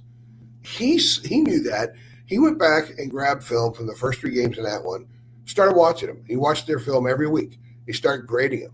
And in some cases with certain players, he assigned value to those players. So when he came in, he didn't have to look around and try to figure out who's who. He already knew. He already had a plan, and he hit the ground running. He knew the actual financial evaluation of a lot of the kids that were in that room the first meeting. So he blew them away. And if they would have been foolish to not hire him, to be honest with you, just because why the heck not? Things are changing now in college athletics so much that, to me, it was a no-brainer move. And why not see if it can work? And if anything else, if it doesn't, the next he's going to change the culture into a football first, football only, football means everything culture. The next guy's going to inherit all of that. He's not going to have to build it from scratch because Mac Brown had a very family culture, a hug you culture. If you're not feeling well, we will help you. We'll bring you the chicken soup. And there's a lot of wonderful things about that. But today, with the money at stake and with being able to keep players and have players there for the right reason, you have to go all in. It has to be football means everything. And they believe Belichick can do that even if he's only there for a few years. Great insight there. And behind the curtain from Andrew Jones, Tar Heel Illustrated. Go check out their website. Sign up today. It's on the UNC. It's on the Rivals Network, part of UNC's coverage with football, basketball, and recruiting that they bring you at northcarolina.rivals.com at 757 Saturday Sports Talk here on CoVA Sports TV. And Ed, I think the X factor that AJ just hit on was a guy we were listening to in the car going to our Bethel Iverson showcase yesterday, and that being Michael Lombardi. You brought up there AJ, the GM, who was on with Mad Dog Russo for his weekly NFL picks and segment. Ed, I think he's the X factor in this, don't you? There's absolutely. Yeah. Belichick is going to lean so heavily on him, and he's going to have a great. Now, right now, they're working with the leftover staff. The only person from the previous staff other than Mac Brown that's not there right now is Chip Lindsey, who took the offensive coordinator job at Michigan. Now, most of the coaches are not going to be retained. They will retain Freddie Kitchens, who's the tight ends coach, was the head coach of the Cleveland Browns a few years ago, and he's their interim coach for the bowl game. And there might be a couple others. There might be some people in their quote-unquote scouting department. We have to start getting used to terms like that in college football because that's what Lombardi's going to have. It's going to be a scouting department, and there are going to be financial people in that department who, when they start to consider a kid, they already know the financial value. Because these days, the financial number attached to a kid is every bit as important as his pass blocking grade, as his how many receptions, what kind of route runner he is. It is all the same thing. So now they're going to have a staff of at least 10 people who strictly deal in finances. You know, AJ, you really, really hit the ball out of the park on it, because when this started evolving, that when Belichick made the comment that when you look at the model now, you can put it to pro football, and i.e. here comes general manager hire. Everybody's like, a general manager? They already got an AD. Well, no. It's two completely different things. Lombardi is in charge of just with football only. AD has to look at a lot of different things. A lot of big-time schools have an AD, associate AD with football, but still the main AD is over everything. That's not going to happen. Mike Lombardi's not going to worry about lacrosse at North Carolina or even basketball. He's on the football end of it. So Belichick made an absolutely great presentation. The draft in the NFL is recruiting high school kids. Yeah. The portal's free agency. He just laid it out. And then it was like, wow. Because the other thing I thought of, and this happens a lot, you probably noticed, when a school fires a coach, you look at the profile of the coach. Sometimes if it's they got rid of a younger guy, okay, we need to go an older guy. If it was a white coach, we need to go minority. If it's older coach, Mac Brown, we're going to go younger. And that's kind of the path I thought they may take, because I heard some people say they're hiring Bill Belichick. He's older than Mac Brown. What are they doing? You're missing the whole boat on how they're going to set up. Now, here is I started getting questions. Being a coach myself, I started getting questions. The NCAA is still involved, even though it seems like every day some court somewhere is taking their power from them, and eventually NCAA is going to fold. Now, you can't, right now, if I'm not mistaken, there's only certain times you're allowed out on the road to go scout talent, high school talent, JUCO talent, and only X amount of coaches are allowed to go. So now with that scouting department, is it going to be just in-house scouting, or they're going to actually go on the road? I think there's some questions there that I'm sure Carolina will take care of. Belichick will have all that covered, because those rules are still enforced. And I don't see the courts necessarily saying, wait a minute, you can have everybody go out and recruit. You can't just limit it to X amount of people. So I do think there's a little bit of that needs to be put down on that jigsaw puzzle, but I believe it's going to be taken care of. Yeah, the general manager term is actually a recent term. A lot of schools have adopted it. It's the director of player personnel. Some are still calling director. Most are still calling director of player personnel.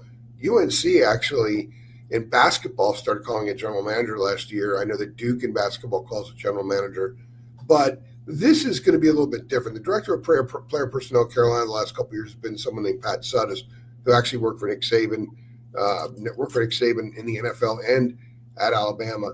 He's very, very good at what he does. I don't know if he's going to be retained. He should be, because he's fantastic at what he does. And part of the value in someone like him at a school like UNC or like at a school like Virginia, UVA, is you have to understand the university that just because they're going to go all in financially and just because they've got a legendary NFL coach, they're still going to have some parameters that must be followed with respect to admissions and everything else and keeping kids eligible. So having someone who knows that, as opposed to Lombardi, who doesn't know those things, he's never had to operate in that world, would be very beneficial. But as far as the recruiting and your question there, I don't know what that answer is.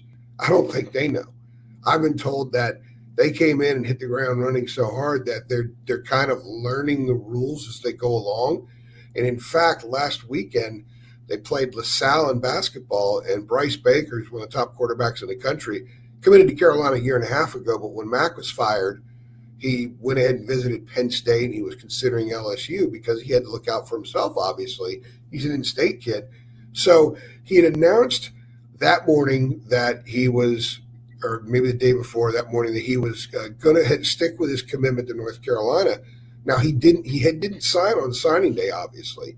So he comes out, and Belichick addresses the crowd at halftime, and then and he calls out Bryce Baker, and Bryce Baker addresses the crowd. And I did a podcast last week saying this was an amazing football power play by North Carolina, because you've never seen that before there. It kind of looked like something from some over-the-top Hollywood movie, that the recruit's addressing a crowd of 20,000 people in an arena. But it happened, and he was great at it. And my question was, wait a minute, has he signed yet? Because if he hasn't signed and he's talking to the crowd, then Belichick just committed his first NCAA violation. Well, I looked into it, and he did an auto sign. He was on campus that morning, and he signed that morning. But that's where we are now. We cover recruiting, and the portal is recruiting. Now, the portal's a lot different. There are rules about when you can talk to a kid and when you can't. You cannot talk to them directly unless they're officially in the portal. So that's something that should be pretty easy to know and learn. And they have to rely on their compliance people to make sure these kids are in if they talk to them. But that's something that we're monitoring to make sure that they know what they're doing, because I've been told that they're sort of flying by the seat of their pants, and Belichick may have a rule book in this pocket, but it's not open all the time. That's a figure of speech. So he's learning it. But I guess for him, fortunately, it's not a Wild West on high school recruiting. There's a lot more rules with high school recruiting, as you guys know. You've been around it for so long. So it's going to be interesting to see how this plays out. It's going to be interesting to see how collegial he gets with terminology and how they host kids. Because one of the things I joked about when this was about to happen, and it was in the process of happening for 4 days. It took 4 days for the attorneys to go over every line. And by the way, that 400-page manifesto is not true, never happened. It was just garbage out in the media. A lot of stuff was very poorly reported on this. A lot of it was very inaccurate and not even true at all. So where was I going with that? I think I just skipped myself on it. It was, the idea of him taking a photo with a kid and his family, some impromptu visit from a 16-year-old offensive lineman from Oxford, North Carolina. He's got to point to him in the photo like we see on social media. He hasn't pointed yet in any of the photos. So I thought that would be probably the hardest thing for him to do. It seemed like it would be very unbuilt Belichick-like. Yeah, we'll finish up with you here. We've talked so much football here during it's basketball season right now with UNC's Hoops team. You've got it up on the site. People can check it out. It's facing a pre-Christmas must-win game today against UCLA. I've watched this team, and you've watched them a ton here, and it feels like, and I know this is what we talked about it off air and on air a little bit, that every time we put on a Carolina game, they're getting down 10, 15, 20 points. Go to those games they played, Dayton and Michigan State and so forth out in Mountain. They're getting down even the other night against Florida, and they have to come roaring back behind R.J. Davis. Their front line is not as solidified in terms of its production as maybe some recent years with Armando Bacot when they had him. But why is this a must-win game today, A, and B, how do they solve this getting behind out of the blocks so many times in these games? The second question is a great question. They have no answers. Okay. I asked Hubert after the game Tuesday, the Florida game. They were down 28-12. They were down by 17 twice in the first half. He's got no answers and says he has no answers right now, basically. And there were a couple times. One time when he was asked about some of these problems, he paused for 13 seconds in the postgame press conference. The next question in his answer, he paused for 9 seconds. He's got no answers. Wow. Players have no answers. My column the other day was, I don't know, after the game. R.J. Davis, why is this happening? I don't know. Elliot Cadeau, why is this happening? I don't know. Seth Trimble called it an SHIQ show. He actually said, he said the full word. He said, that's what we are. They're a mess right now, to be kind. And they have answers on the roster. The roster shouldn't be as bad as they are. And they have more talent up front than the production that they're getting. They've gotten so far away from playing the way they should. A lot of people have been diplomatically critical of the way they've played, and that criticism obviously is of Hubert Davis. But getting behind early, they've played 6 games that are quad win games. Kansas, Dayton, Auburn, Michigan State, Alabama, and Florida. And they've been down by at least 13 points in the first half to all 6 teams. Combined, those 6 teams are shooting over 50% in the first half when Carolina's shooting around 29. Carolina's giving up points in points off turnovers. They're giving up points in transition. The other night, Carolina was 0 for its first 11 from 3, and at the same time, they were 2 for 8 on layups. They're a really bad basketball team right now with a lot of really good players, and you can see the confidence drain from these guys moments into games. Like Elliot Cadeau, the first few games of the season looked like a lottery pick. He looked really good at Kansas. They got down 20 at Kansas, but they also took the lead in the second half. And we thought, okay, this is all going to come into form, and they're going to be more this team moving forward. But what's happened is Jalen Washington, who's 6'10" with a 7'4" wingspan, has zero confidence. Van Allen Lubin, 6'8", with also the 7'4" wingspan. He's pretty good. He's been starting at the 5 lately, but he's not utilized that much. The LaSalle game was the first game all year. They got multiple baskets in a half-court set by throwing entry passes into the post. I mean, they are guard heavy, and the guards get to the point where I think there's frustration where they ignore everything else that's going on. Their assist numbers plummeted. During the first 5 games of those 6, they had 57 assists and 67 turnovers. So when they're playing good teams, their numbers are really bad. I mean, there is not – I did a podcast with Jacob Turner, our weekly basketball show, and the theme of it was there's not one metric that's pointing in the right direction with this team other than the fact they're really good in transition. They're very efficient. They feel well in transition, and they're able to get decent number of transition points. I think they had 24 fast break points against Florida, or 18 or 20 fast break. In a couple of games, they've been in the 24-28 range of fast break points. But their half-court offense is atrocious. They don't screen. They don't use screens well. They've had 7 players get called for offensive fouls on screens this year. And most of them have had it multiple times. One of them, who's 24 years old and a college graduate, had it 3 times. So there's just a lot of things they're not doing well. It doesn't look like North Carolina in any capacity other than uniforms. There's a lot of talent. They should, if they play the way that they should play, if the design and the mission is what it should be, this is a team that should be in the NCAA tournament. But right now, because they're 1-5 in those games, and the one win is Dayton. I think Dayton's pretty good, and they'll probably run away with the A-10, so that'll stay a quad 1 game. But after today, they only have a handful of quad 1 opportunities left because the ACC is atrocious. And they have they have 2 games to do, 2 with Pitt. They go to Clemson. Florida State on the road right now would be a quad 1 game. And maybe SMU, if it gets hot, could be a quad 1 game in Chapel Hill. They have to be in the top 30. There are no other quad 1. Right now, Carolina has no quad 2 games on its resume. They're 1-5 in quad 1 games, 0-0 in quad 2, and the rest of their wins are 3-4. And in the ACC, there's a lot of quad 3 games. The league is so bad. So today's a must-win game. If they can get this one, that would give them 2 good non-conference wins, and they could beat Duke at home, which is certainly plausible. That would probably be enough. Maybe beat Pitt at home as well. That would probably be enough to get in later. But everybody in the ACC outside of Duke is going to have to scrape to get into the tournament because nobody else is a lock. And Carolina, distant lock. Yeah, hard to fathom the start they've had. Well, you'll be covering it at MSG today. UNC taking on UCLA. You've got a lot of Bill Belichick news and more to follow with the recruiting scene here as we move it forward. Ali, thanks for coming on. Enjoy the time there in the Big Apple, and happy holidays. We'll get you on again in the new year. It's always good to see you guys, and Merry Christmas to both of you. I hope y'all have a good couple of weeks. And get some downtime too. I know you've been busy, Matt. We have been, yep. Thank you. All right, AJ. Happy holidays and happy New Year to you. When we come back, we've got another special guest with us. He's the play-by-play voice of the Clemson Tigers, Don Munson, to talk about the Tigers in Texas in the college football playoff. We'll have that after we get a quick word from our sponsors that make it possible. You're watching 757 Saturday Sports Talk exclusively on CoVA Sports TV. I'm Dr. Mark Cardelia, orthopedic surgeon and surgical director of the CHKD Sports Medicine Program. We see a lot of knee injuries in student athletes these days, and many of these are ACL tears. Parents often ask how to know when a knee injury may be serious. The most obvious symptom is severe pain or swelling in the knee joint.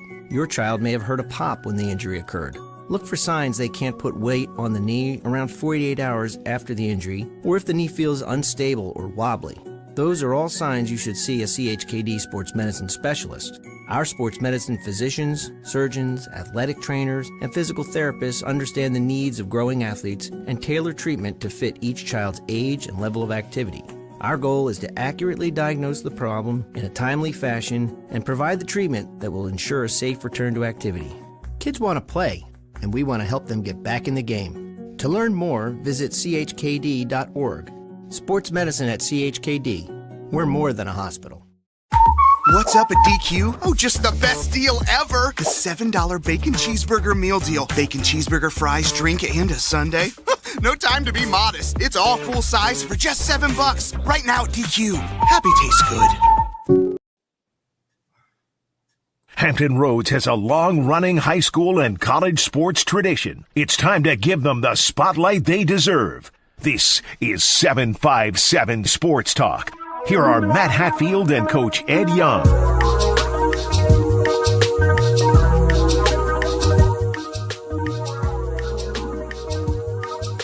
Back here on the program, we have a special guest with us now. He is the play-by-play voice of the Clemson Tigers, the ACC champions who won a doozy of a game a couple weeks ago over the SMU Mustangs, 10-3 today, taking on the Texas Longhorns, and he is none other than Don Munson. Don, thank you for stopping by. Good to see you. Happy holidays, and a big one today for the Tigers against the Longhorns.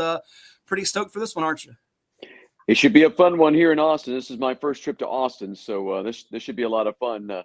Hopefully the Tigers will perform well, and we can move on to Atlanta and have a game on the 1st of January in 2025. Absolutely. Let's chat about what happened before we look at this matchup in the SMU game, because this was one Ed and I talked about a little bit on air and off air that we felt that, and I know you may not pay attention to the odds makers, but they had them initially as a quick favorite. They pulled it back, made SMU the favorite, and we thought they'd win this game. They get up at halftime. SMU comes roaring back behind. It's really good quarterback that could make some plays in Kevin Jennings. But how about the field goal to end the game by the Tigers to make that 56-yarder? Nolan Hauser actually had your play-by-play call on in the background as I watched it. The feed sometimes a little ahead, sometimes behind from the television feed. And I know you all were just I didn't think he'd have a chance to make it, and he made it. Give me just kind of your thoughts on how that game unfolded the last quarter.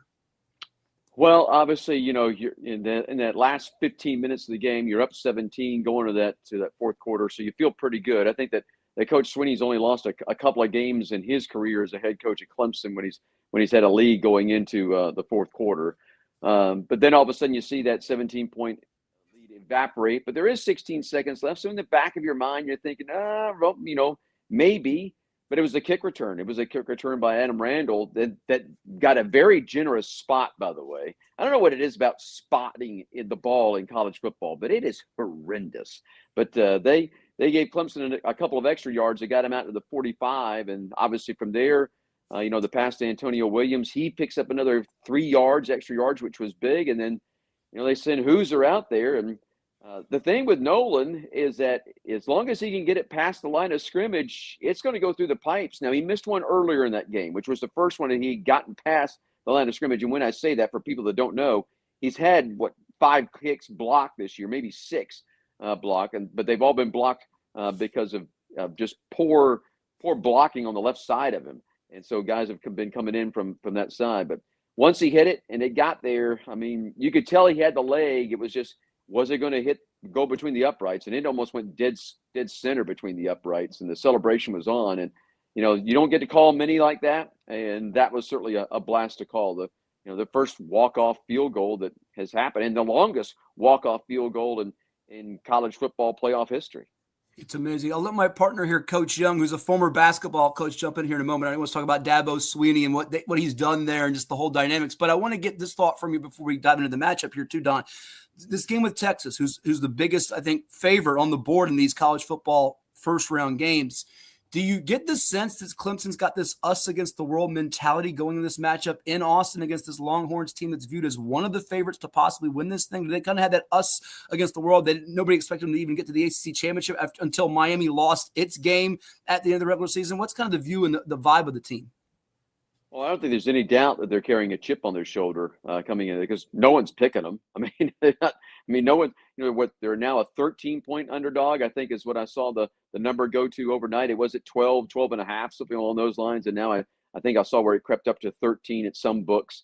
There's no pressure on Clemson. There's zero pressure on Clemson. All the pressure is on Texas in this game. So you can go out there and play free, and hopefully that's what Clemson will be able to do. We're talking with Don Munson. He's the play-by-play voice of the Clemson Tigers. Our guest here on CoVA Sports TV and 757 Saturday Sports Talk, as the Tigers are in action today in the college football playoff. Notre Dame a winner last night, which makes Coach Young happy as they prevailed against Indiana. We've also got Texas hosting Clemson, Ohio State hosting Tennessee, and SMU visiting Penn State. Go ahead, Ed. Don, thanks for coming on, and good to meet you through this viral situation we're in. Sure. You hit it on the head. In fact, FanDuel's has it now 13.5 point spread. So it's all the money is going to Texas. Probably more ways than one. When you look at this game, you know Clemson very well, and I know you've probably done your homework on Texas. We just talked about the Tennessee-Ohio State game. That frontline battle is going to be epic. Not good, epic, because of what both present. Where is the key? Is it line play? Is it skilled player play? Is it cornerback against receiver? Is it specialty? Where would you put the emphasis on tonight's game, especially if Clemson has a shot at winning this? Well, I think you're absolutely right. I mean, these games are decided in the trenches. I mean, that's you go back and you look at the great teams that Clemson had that were playing for national championships, both offensive line and defensive line. They were stout and they knew how to control the line of scrimmage. So yeah, that becomes big. Clemson needs to do a good job defensively of not letting Texas, because Texas wants to run the football, I believe, here today. Don't let them get to the edge. You know, that if they can get to the edge and use their speed, that's going to cause problems for Clemson. So how did they go about trying to shut that down? The other thing I think is just simple field position, and then don't turn the football over. Texas is going to turn the ball over, and that's what they have done all season long. Clemson's been pretty good at not turning the ball over and taking advantage of that. Matter of fact, Clemson has scored 93 points off of turnovers. They've only given up 17 points off of turnovers. So to me, that becomes a big, big factor. Almost kind of like the SMU situation. You know, if Clemson could come out, create a couple of turnovers, turn those turnovers into 7, not have to settle for just 3, but turn those turnovers into 7 points, hopefully get some short fields, go that route, put pressure on, because all of a sudden that may get the fan base that'll be here, a little turned against them, or, of sitting back and not being such a factor as they can be when you have 100,000 in a stadium. And so those are the things that I think need to go right for Clemson here. But I think that Clemson can do this. This is going to be the best offense that Texas has faced the entire season. The numbers show that. The highest offensive team that they have had to face was Georgia, and Georgia's 43rd in the country. And what happened to them? They lost not once, but twice to the Georgia Bulldogs. So, and some people are saying this may be the best defense that Clemson has faced. I don't know about that. Now, Texas hasn't given up more than 350 total yards to anybody this season. So that'll be certainly a big chore. Clemson offensively, everybody talks about run. They are really good at throwing the football. Go take care of that aspect of it. Maybe use some of more of the short game stuff in the passing game, and then let Cade do his thing. But Cade's going to get punished in this game. They're going to come after Cade. They're going to try to hit him and make sure that the defense, that he knows that defense is around. So this will be a tough game for Klubnik as he comes home to Austin. For sure. Yeah, Don, and I also look at this, and you said it earlier, all the pressure's on Texas, right? Because of a lot of things. And I don't know Dabo Swinney, but I got to believe in his mindset. Yeah, he'll tell his players, hey, man, we just play loose. Let's have the fun. But we're trying to win a national championship, which they have done. So it's no rodeo first for them. They know that. So they're going to have their own interior pressure where we got to win and move on. I look at that in the situation and knowing Dabo in the past has done some things where surprised Texas a little bit. Not so much with a lot of gimmicky plays, but I kind of think there's going to be one or two things they throw at Texas that maybe Texas has not really seen or would expect that from Clemson to get an edge. Do you have any kind of feeling towards that? Based, again, you've seen them all year long that can come up.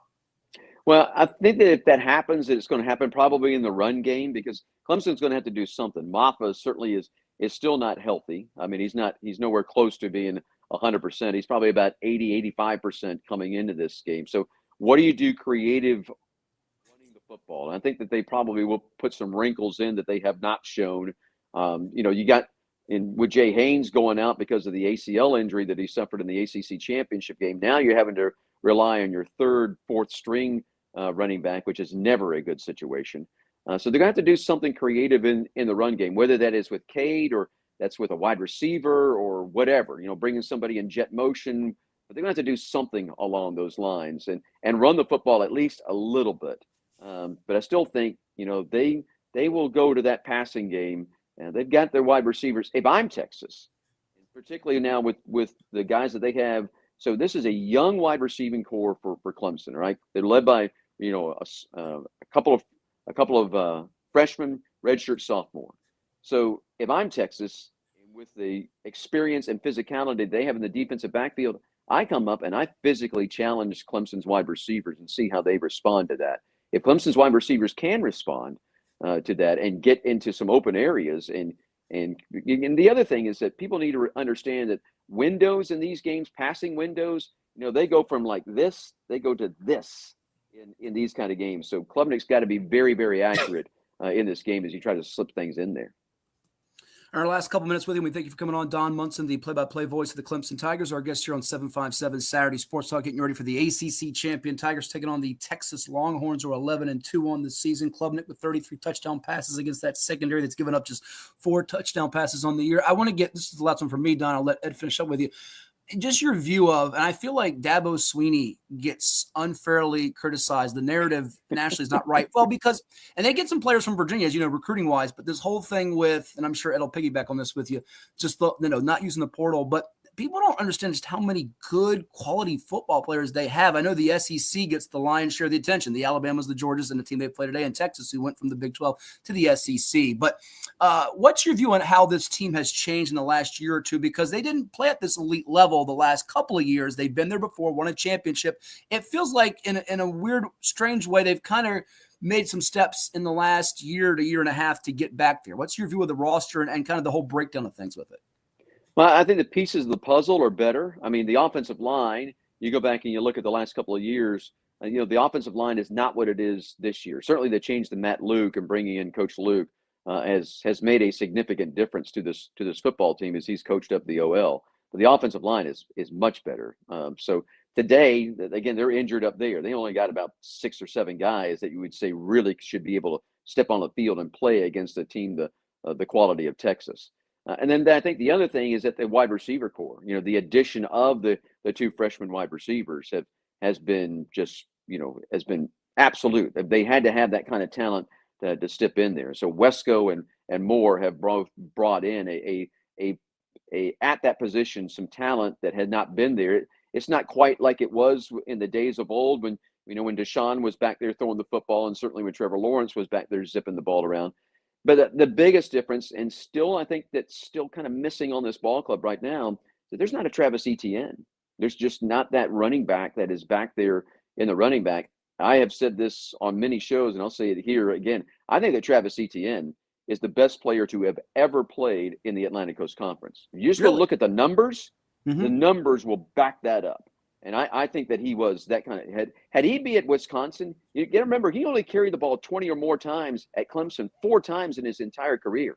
If he had been at Wisconsin and given the ball 30 or 35 times, he may have rushed for 8,000 yards. I mean, it's just incredible what this kid possibly could have. He averaged better than 7 yards a carry at Clemson, set the touchdown record in the ACC, all of that kind of stuff, and was just an absolute stud. So, people forget, they always look at the quarterback, but the pieces of the puzzle, man, they better be good around that quarterback, or else that quarterback will just kind of be taken to an ordinary status. That quarterback can only do so much. He has to have the other pieces around him. That's an excellent point, Don, right there you made, Ed, because all you hear about is Trevor Lawrence, Deshaun Watson. You forget about sometimes even the Sammy Watkinses and DeAndre Hopkins to go with ETN that were part of the success in making these runs to championships in the ACC and playing international title games. Go ahead, Ed. Well, no, Don, I like his point on ETM. He was a heck of a running back. He just did so many things and wasn't your flair guy or top name, but he was production, which is, as coaches, that's what we're great for every night. Don, let's look ahead a little bit here. Clemson wins, which everybody said they won't, but let's say they win, they get Arizona State next. To me, that's a better matchup for them than Texas. But if they get through that. Then, we can worry about later on probably playing either Oregon, Ohio State, or outside chance of Tennessee, though I think it would be Oregon. 2 scenarios. They beat Arizona State. What quickly will you think about with Arizona State? But let's go the wrong way. They lose. We already talked about earlier in the show, Ohio State, people are already on day about losing to Michigan. Even if they win the doggone national title, they'll still be on them. People in Penn State grumble a little bit about Franklin. You can't win big ones. So if he loses tonight, oh my God, here we go again. Indiana people aren't mad because they can't believe where they finished. They're having a party tomorrow. Notre Dame is moving on, and people want to still see what happens to the Clemson fan base. They don't win tonight. Well, I think they're upset. I mean, I don't think there's any doubt about that. I think they're upset, but they're upset because of, the streak that Coach Sweeney has had them on, basically, since 2015. And there's, I don't hold that against them. That's why they're called fans. Fans is just short for fanatics. And so that's exactly why they're called fans. But I think that also there will be, I think there's that belief that in the fan base that there's a turn in the right direction. And I think we also need to be honest about, we don't know that this is going to be a 12-team playoff next year. They're already talking about expanding it to possibly 14. What's going to happen 5 years down the road? By that time, some are expecting it to be a 16-team playoff, possibly even like the FCS does it with a 24-team playoff. That's where we're headed. I mean, let's be really honest about this. Last year there were only 3 playoff games. All right, when there were 4 teams, there was only 3. Now we get 11. We've increased that by 8 in 1 year. Why is that? Money, generating money, and so that's what this is about. We're headed to a scenario where probably 48 to 64 teams are going to split off from the current situation that we have. They're going to form their own governance body. They're going to hold their own championships in every sport, not just in football, but in every sport. And if you don't think that's where we're headed, you're just being blind to what's coming in front of you. That light at the end of the tunnel, it is an oncoming train, and it's a train that's bringing change all across college athletics. Yeah, it really Don, is. you said it perfect. I've said it. SEC and Big Ten have already set notice to everybody. Each are going to get 5 more teams. That'll be 50. And they're going to say to the NCAA, thank you. We got all the TV contracts. We got all the powerhouse teams, because nobody outside the 50 is ever going to win a national title. And it's going to happen. It's not if, it's a matter of when. I agree with you that people say, oh, that's too much to happen. It's going to happen. How much you study, and I do this just because I like to look at the numbers, but go and look at what Amazon is doing with Thursday night football. And I realize it's the NFL. All right, I get that. The NFL is its own beast. But if you go and just look at the numbers, if I were to ask you right now, what do you think that the average viewership for Thursday night football on Amazon is? Do you have any idea? What would you guess is the average viewership for Thursday night football? I'm going to say a couple million at least. At least. You got to guess? Might a couple million. I might think it's a little more than that when you count in all the streaming elements. 1.6 million. There you go. Yeah. 0.6. All right. That outdraws anything that college football currently has on a national broadcast on an over-the-air channel. So that's the other part of this. That's also is where we're headed. If you don't think that's where the NFL's headed, and believe me, that's probably where college athletics is. We are in such a different mindset. I mean, we're sitting here doing this like this, virtually, and this is the way that most under 30-year-olds watch their sports 100%. Is on some kind of device. They don't watch it on a television anymore. They watch it on a phone or on an iPad or something like that. They carry it around. I've got a buddy of mine who has 3 kids in the household. He has DirecTV in his house, and none of them watch the television. They all download the app and watch it through the app on the phone in their bedrooms and stuff. I mean, it's crazy, but that's just where we are. The technology that we hold in our hands is such a great, and that technology in 5 years from now is going to be, who knows what it's going to be. Just who knows what's going to happen with that technology. But I think you better be looking. You got to think outside the box. You have to think outside the box in these situations. That's what I give so much credit to the SEC when they first started all this. Man, they thought outside the box. And the problem with me and that I have had with the ACC is that they've had inside the box thinking, and it's cost them. And I think it's cost the Big 12. It certainly cost the Pac-12. But, the SEC and the Big 10, they had people that were in leadership there that kind of thought outside the box, and they got things moving the right way early. Well, some awesome perspective and insight from the one and only Don Munson, play-by-play voice of the Clemson Tigers. Hear him tonight on the Clemson Tiger Radio Network alongside Tim Burray, Reggie Merriweather as the Tigers take on the Texas Longhorns at DKR Texas Memorial Stadium in Austin. Thank you so much, my friend. Good to have you on the program. Happy holidays, Merry Christmas, and Happy New Year, and we'll talk to you in 2025. All right, Merry Christmas to you all as well. God bless. Go Tigers. There you go. Don Munson, our guest. Thanks for stopping by. We'll come back with more, including the NFL picks for the show. Also, a couple of interview clips as well as we close out this edition before Christmas of 757 Saturday Sports Talk. Now, hear a word from some of the sponsors that make it possible for us, including Town Bank. Stay tuned. As a banker at Town Bank, we believe that people bank with people, not with banks. You're looking for an actual personal relationship, and that's what you get at our bank. You get that person that gets to know you, gets to know your business, is there for you. I think that is what motivates us, what drives us. And the idea that we are trying to serve others and enrich lives, I think is very true.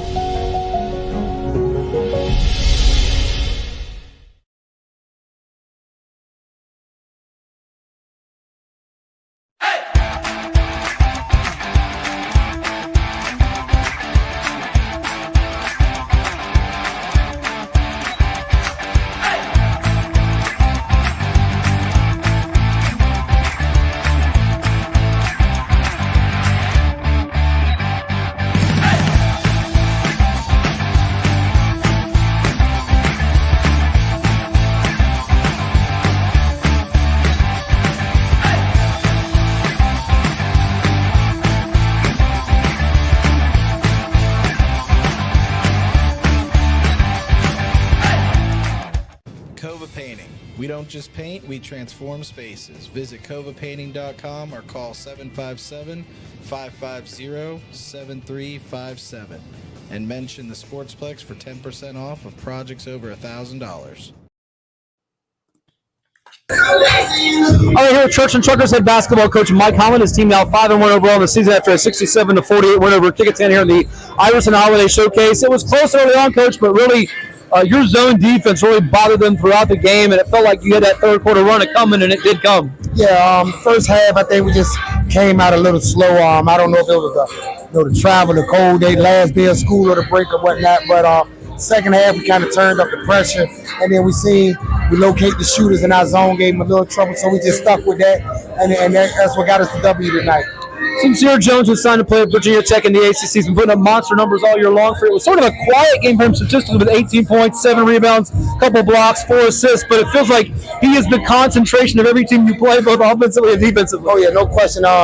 He opens it up for everybody. He makes everybody get their points because he's drawing double teams, triple teams sometimes, and he's an unselfish player that he's going to make the right play. And like I tell the guys, man, you get him the ball and it's going to open it up for you. Not that he's going to shoot it.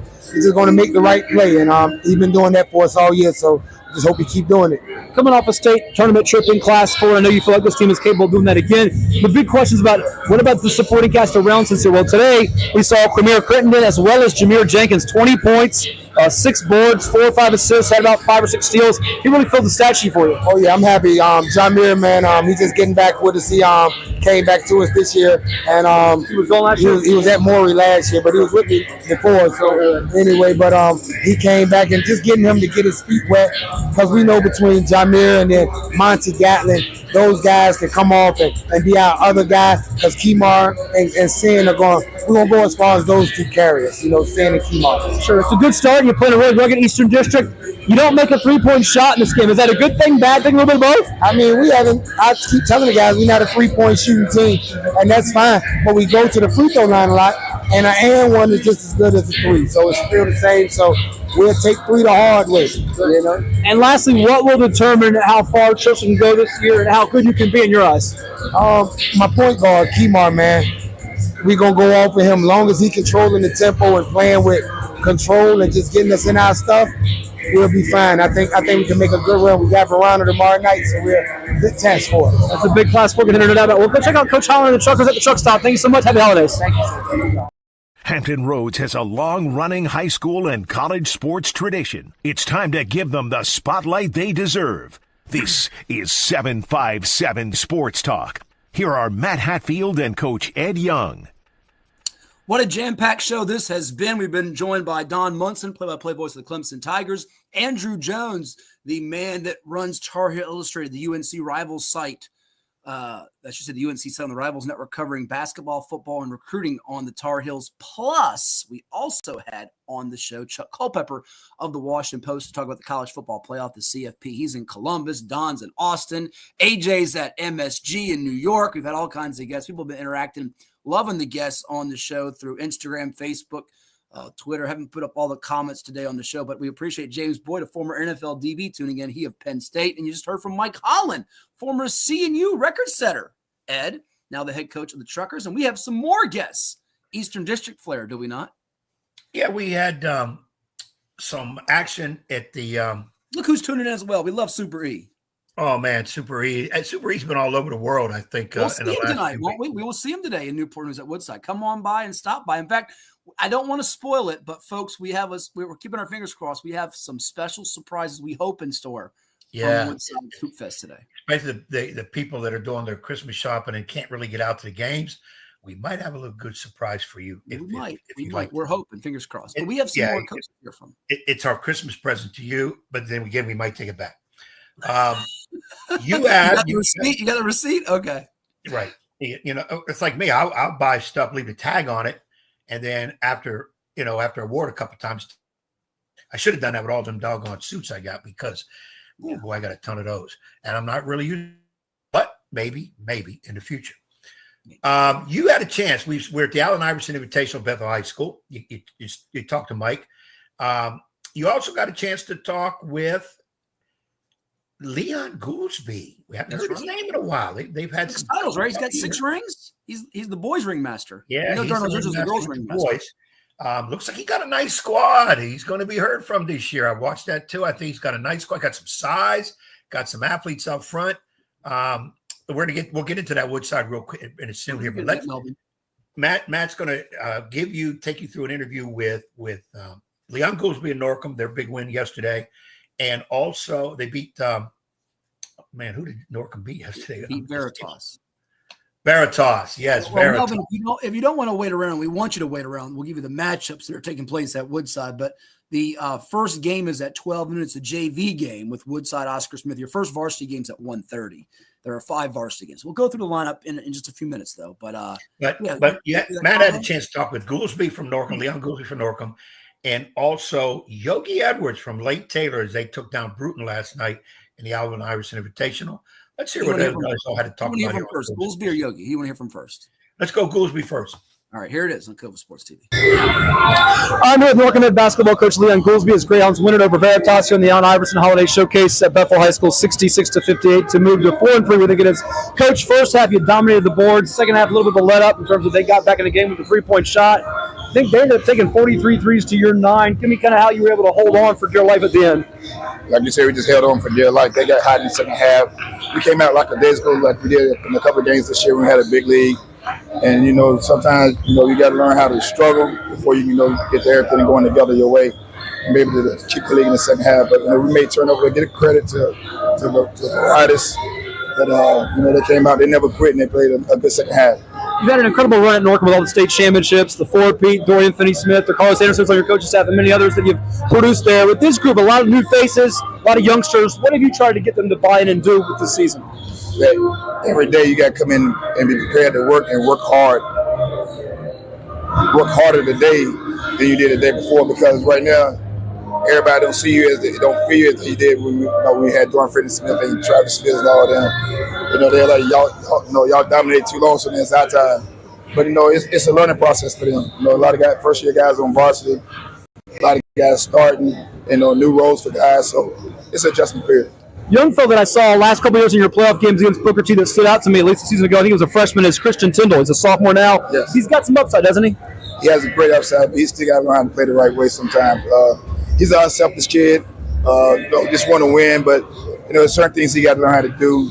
He gets frustrated sometimes he don't get the ball, but like I said, it's a learning process for everybody. Another key part for you is Jermaine Green. I know he's putting up some good numbers for you. Is it now getting those numbers to translate to winning?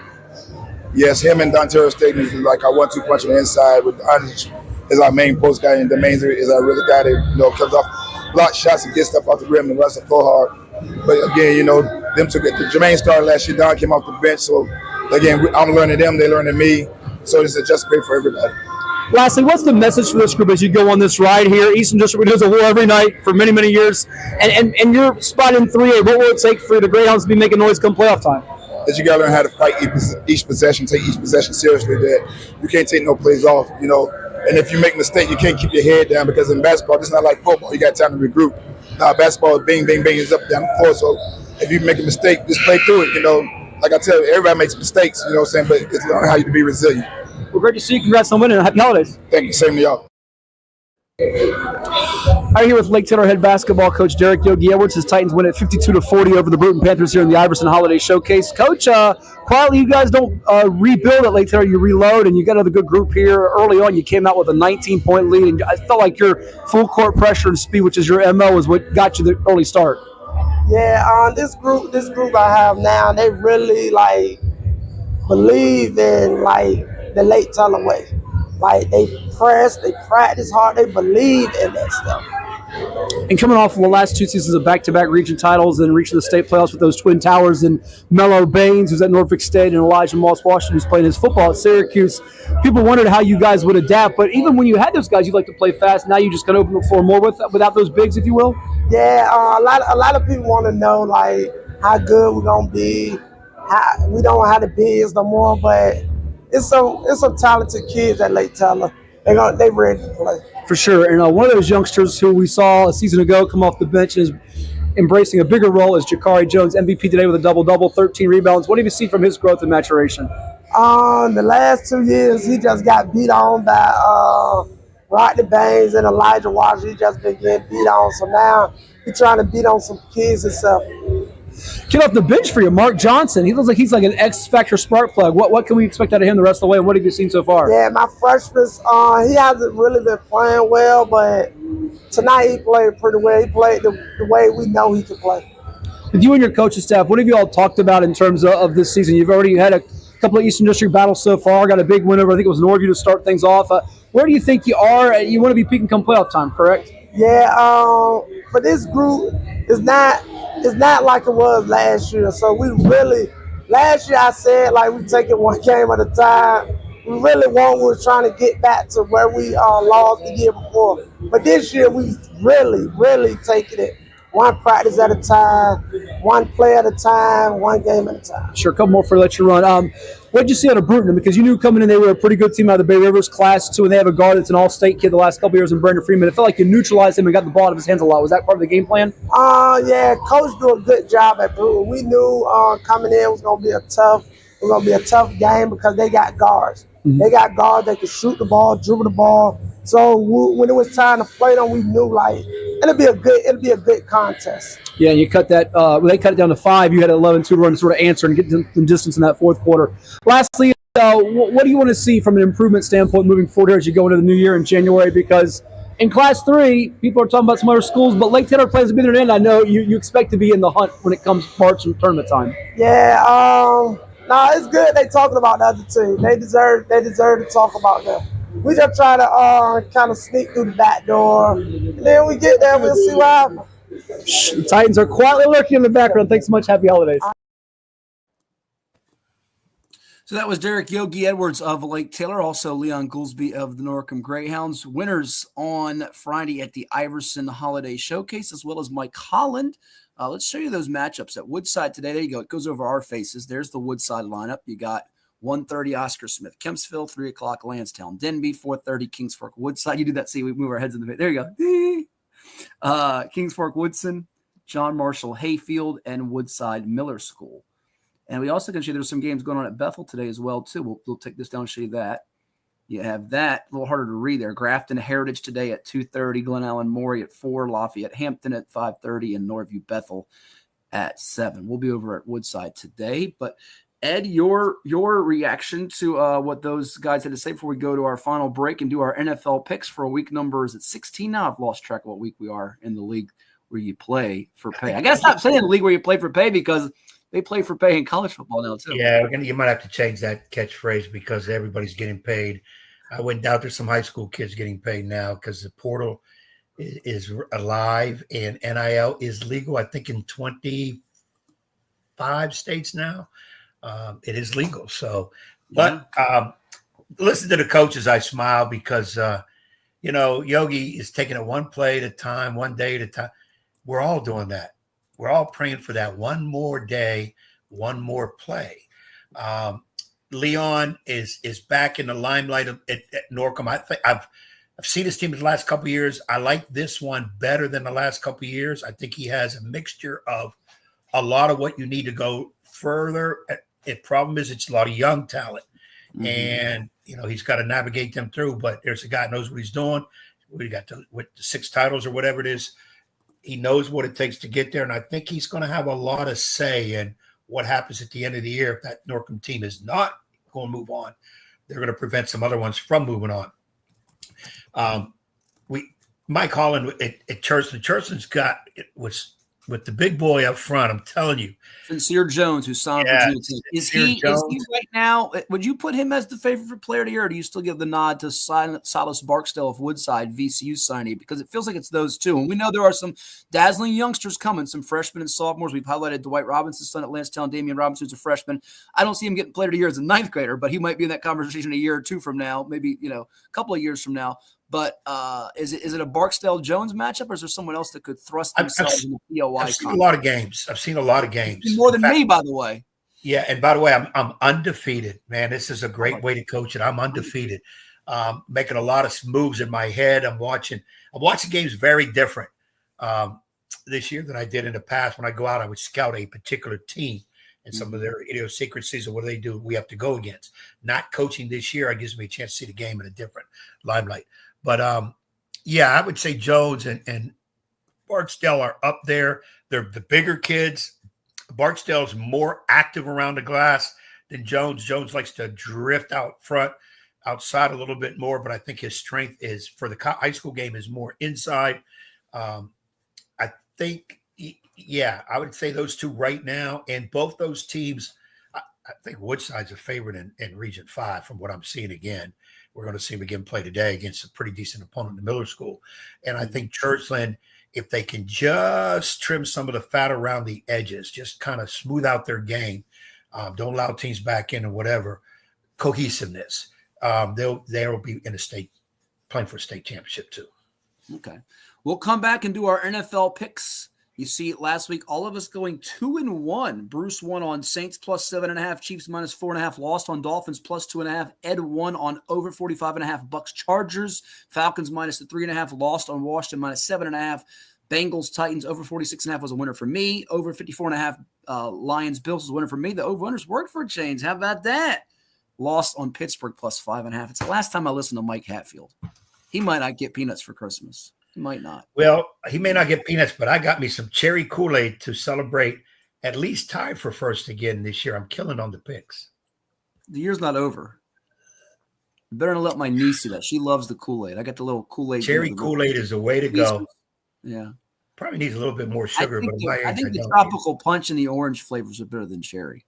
That'll be our next poll question. What's your favorite Kool-Aid? Grape, cherry. I'll tell you right now, it's cherry. I guarantee it right now. I like Eric Rogers. If you're listening, right up there, cherry. And whatever he says, we got Woody and Eric up there. You want all the fans chiming in? Woody don't drink Kool-Aid. You sure about that? Yeah, I'm pretty sure Woody don't drink Kool-Aid. What's he drinking? What's he drinking? Is he drinking eggnog? What's he drinking? It could be bourbon. It could be a whiskey. I don't know what he drinks. It could be anything. It's cold outside. Okay. Woody is of age. He can drink whatever he wants. Okay. Super E is cherry Kool-Aid. You know what? I don't drink as much of my niece loves the Kool-Aid. She loves the Kool-Aid. I like the sparkling ice. Since on my diet, and I've also do the Gatorade and Powerade Zero. That's what I do. I can't do that Gatorade stuff. I can't do that. Look at this. Eric agrees with you. Cherry is pretty good. Oh my goodness. See, look at that. You're gonna do touchdown. We'll see if you have touchdowns coming up because Bruce wants to beat you. He wants to beat you. Everybody wants to beat me. The question is, can they beat us? Us as my guys, the Fighting Irish. Yeah. Me and the picks. I'm not worried about that. Okay. Yes. Oh, that looks like somebody else dancing over there. Be careful. Let me do the Trump. Oh, no. God help us. God help us.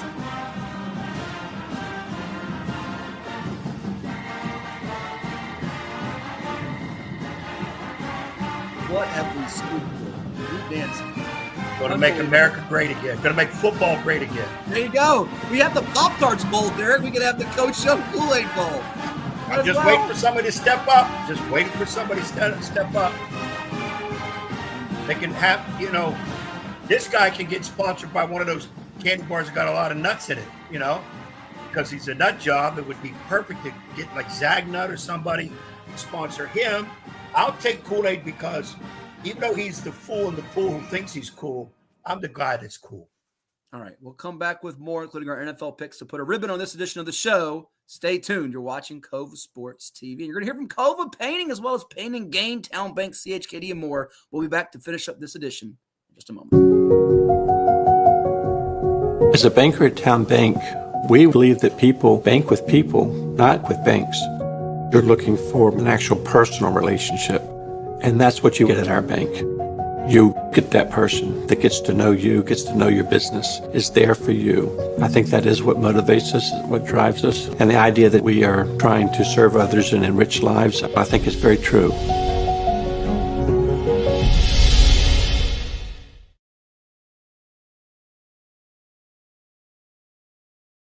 CoVA Painting. We don't just paint, we transform spaces. Visit CoVApainting.com or call 757-550-7357 and mention the Sportsplex for 10% off of projects over $1,000. Paint and Gain, your one-stop shop for all things field hockey. Located in Princess One Shopping Center, Virginia Beach, we carry everything you need on the turf, from black sticks, turf shoes, mouth guards, and much more. Try out your stick before you buy in our synthetic turf area. Pain and Gain. Embrace the pain, enjoy the game.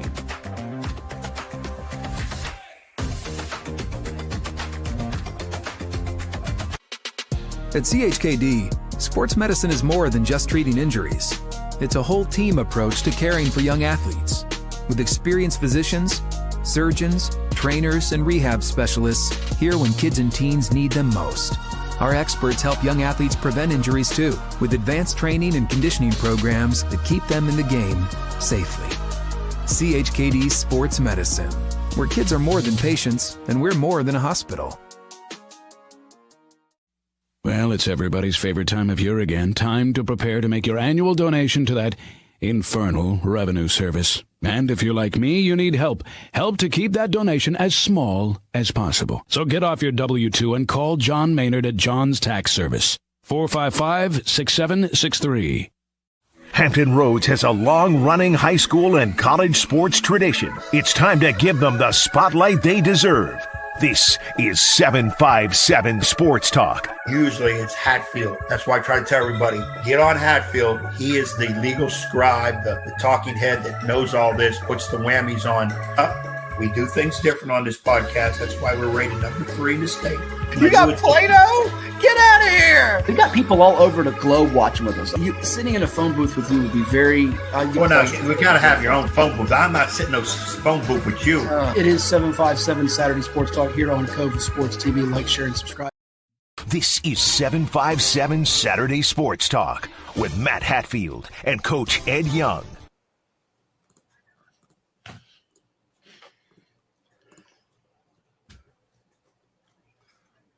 All right, we are back here on 757 Saturday Sports Talk on CoVA Sports TV, and he's got Play-Doh. Oh, we still have it. Still rocking the Play-Doh. It's here. I thought that's what you were going to get me for Christmas.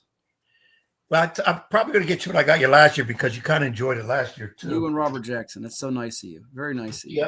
Yep. And I haven't shown you my man Vinny in a while. Vinny is still taking care of business, handling a lot of situations coming up. So right now, Vinny's getting ready to do some picks. Okay. NFL picks. We showed you what the records were last week, and we will show you them again if you just missed it. 2-1 for all of us across the board. That brings the regular season totals to the following, as you see it right there on the screen. And Bruce and Ed are tied at 24-21. I'm 19-25-1. Not too good for me. So I have to adjust and make the best of this situation that I'm not loving right now. So with that being the case, and we'll show you Bruce's picks first because he's been rolling. 2-1 last week, 3-0 the week before, 2-1, check that, 3-0 the week before that, 2-1, 3-0, 2-1, 2-1 are the last 4 weeks of Bruce's picks. He's been rolling, going for his 5th in a row. Ready to roll, ready to roll, ready to roll, Ed, as our good buddy likes to say. Say something funny? You know what I'm talking about? The guys, two kinds of crazy. For people who don't know, we're talking about Stu Feiner, by the way, who does his Look ready him to up, roll and people. roll. Yeah, Look look him him up. up. He's like Frank the Be Tank. ready. We might have to Be get ready what you got to say. On the show. We might have to get Stu on the show.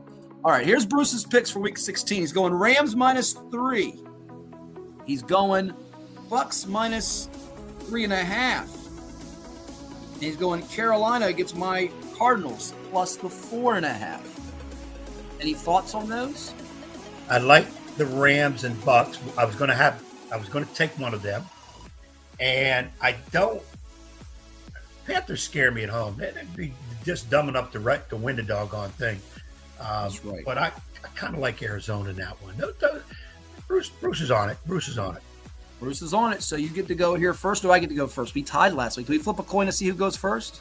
No. If you're tied on the previous week, you go by overall record. Look at you. Well, you go ahead first. I'll get the next two. I'll give you the bone since you've been beating my butt. Hold on now. I get to go first, which means I can defer. Oh, you want to kick to me? You want to kick? You got. Hopefully I don't fumble it like your Irish did last night late in the game to try to let Indiana get back in. Had somebody had some shekels on this point spread, it would have been a little dicey on that front. Yeah, I'm sure you had $1 on it. No, I did not have $1. I promise you, I did not have $1. Didn't have two. I had $2 on it. I did. Wasn't $1, wasn't $2. Can't say it was any more than that, but it wasn't $1. It wasn't $2. Say something funny. Go ahead. Right. Well, again, the decimal point for me was messed up. Me was $2. What's your first pick? You're stalling. Yeah, I am stalling because I'm not sure. I kind of calling you Joseph, as in Joseph Stalin.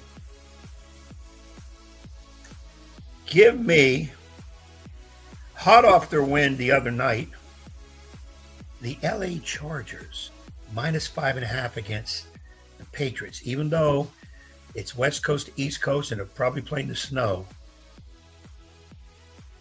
I'm going to go Chargers. You know, I had one of our good friends that is part of the security detail team who took the Broncos, and I told him, you shouldn't take the Broncos. Mike Hatfield says the Chargers are going to win this game. And by the way, my dad's had 2 perfect weeks of picks. So you might be onto something there with the Chargers minus the 5.5. Do I go back to the over-under route? I tell you what, it's been working out for me quite well as of late. But I'm going to go with an upset. I don't have the Washington Commanders Hail to the Commanders song or commies. But I like them plus the 3.5 against the Eagles. Why? Eagles got to lose eventually. This is the week. And even if they don't lose, the Washington's good enough and bad enough to lose by a field goal. So give me them plus the 3.5 in that football game. And in terms of over-unders, you know, I'm a little surprised at this one. And you may not. 46.5 is Rams-Jets. Doesn't that scream with Matthew Stafford and Aaron Rodgers against some defenses that are pretty porous? A lot of points. It screams that to me. And I'm going to take it. Over 46.5. I think it'll be a shootout after the Rams didn't do much offensively last week in their Thursday night snooze fest with the Niners. So give it to me. Over 46.5 Rams and Jets. Remember, I took 2 overs last week, and they both went over. You're up. That's a good pick. And now you've enticed me to take an over. Not an under? Nope, I'm going to go over. Houston, Kansas City. Mahomes is playing. 42.5. I think that gets to 50. 42.5? Yeah, I think that'll get to 50. So give me over. You know Patrick Mahomes is not healthy, right? He's not healthy.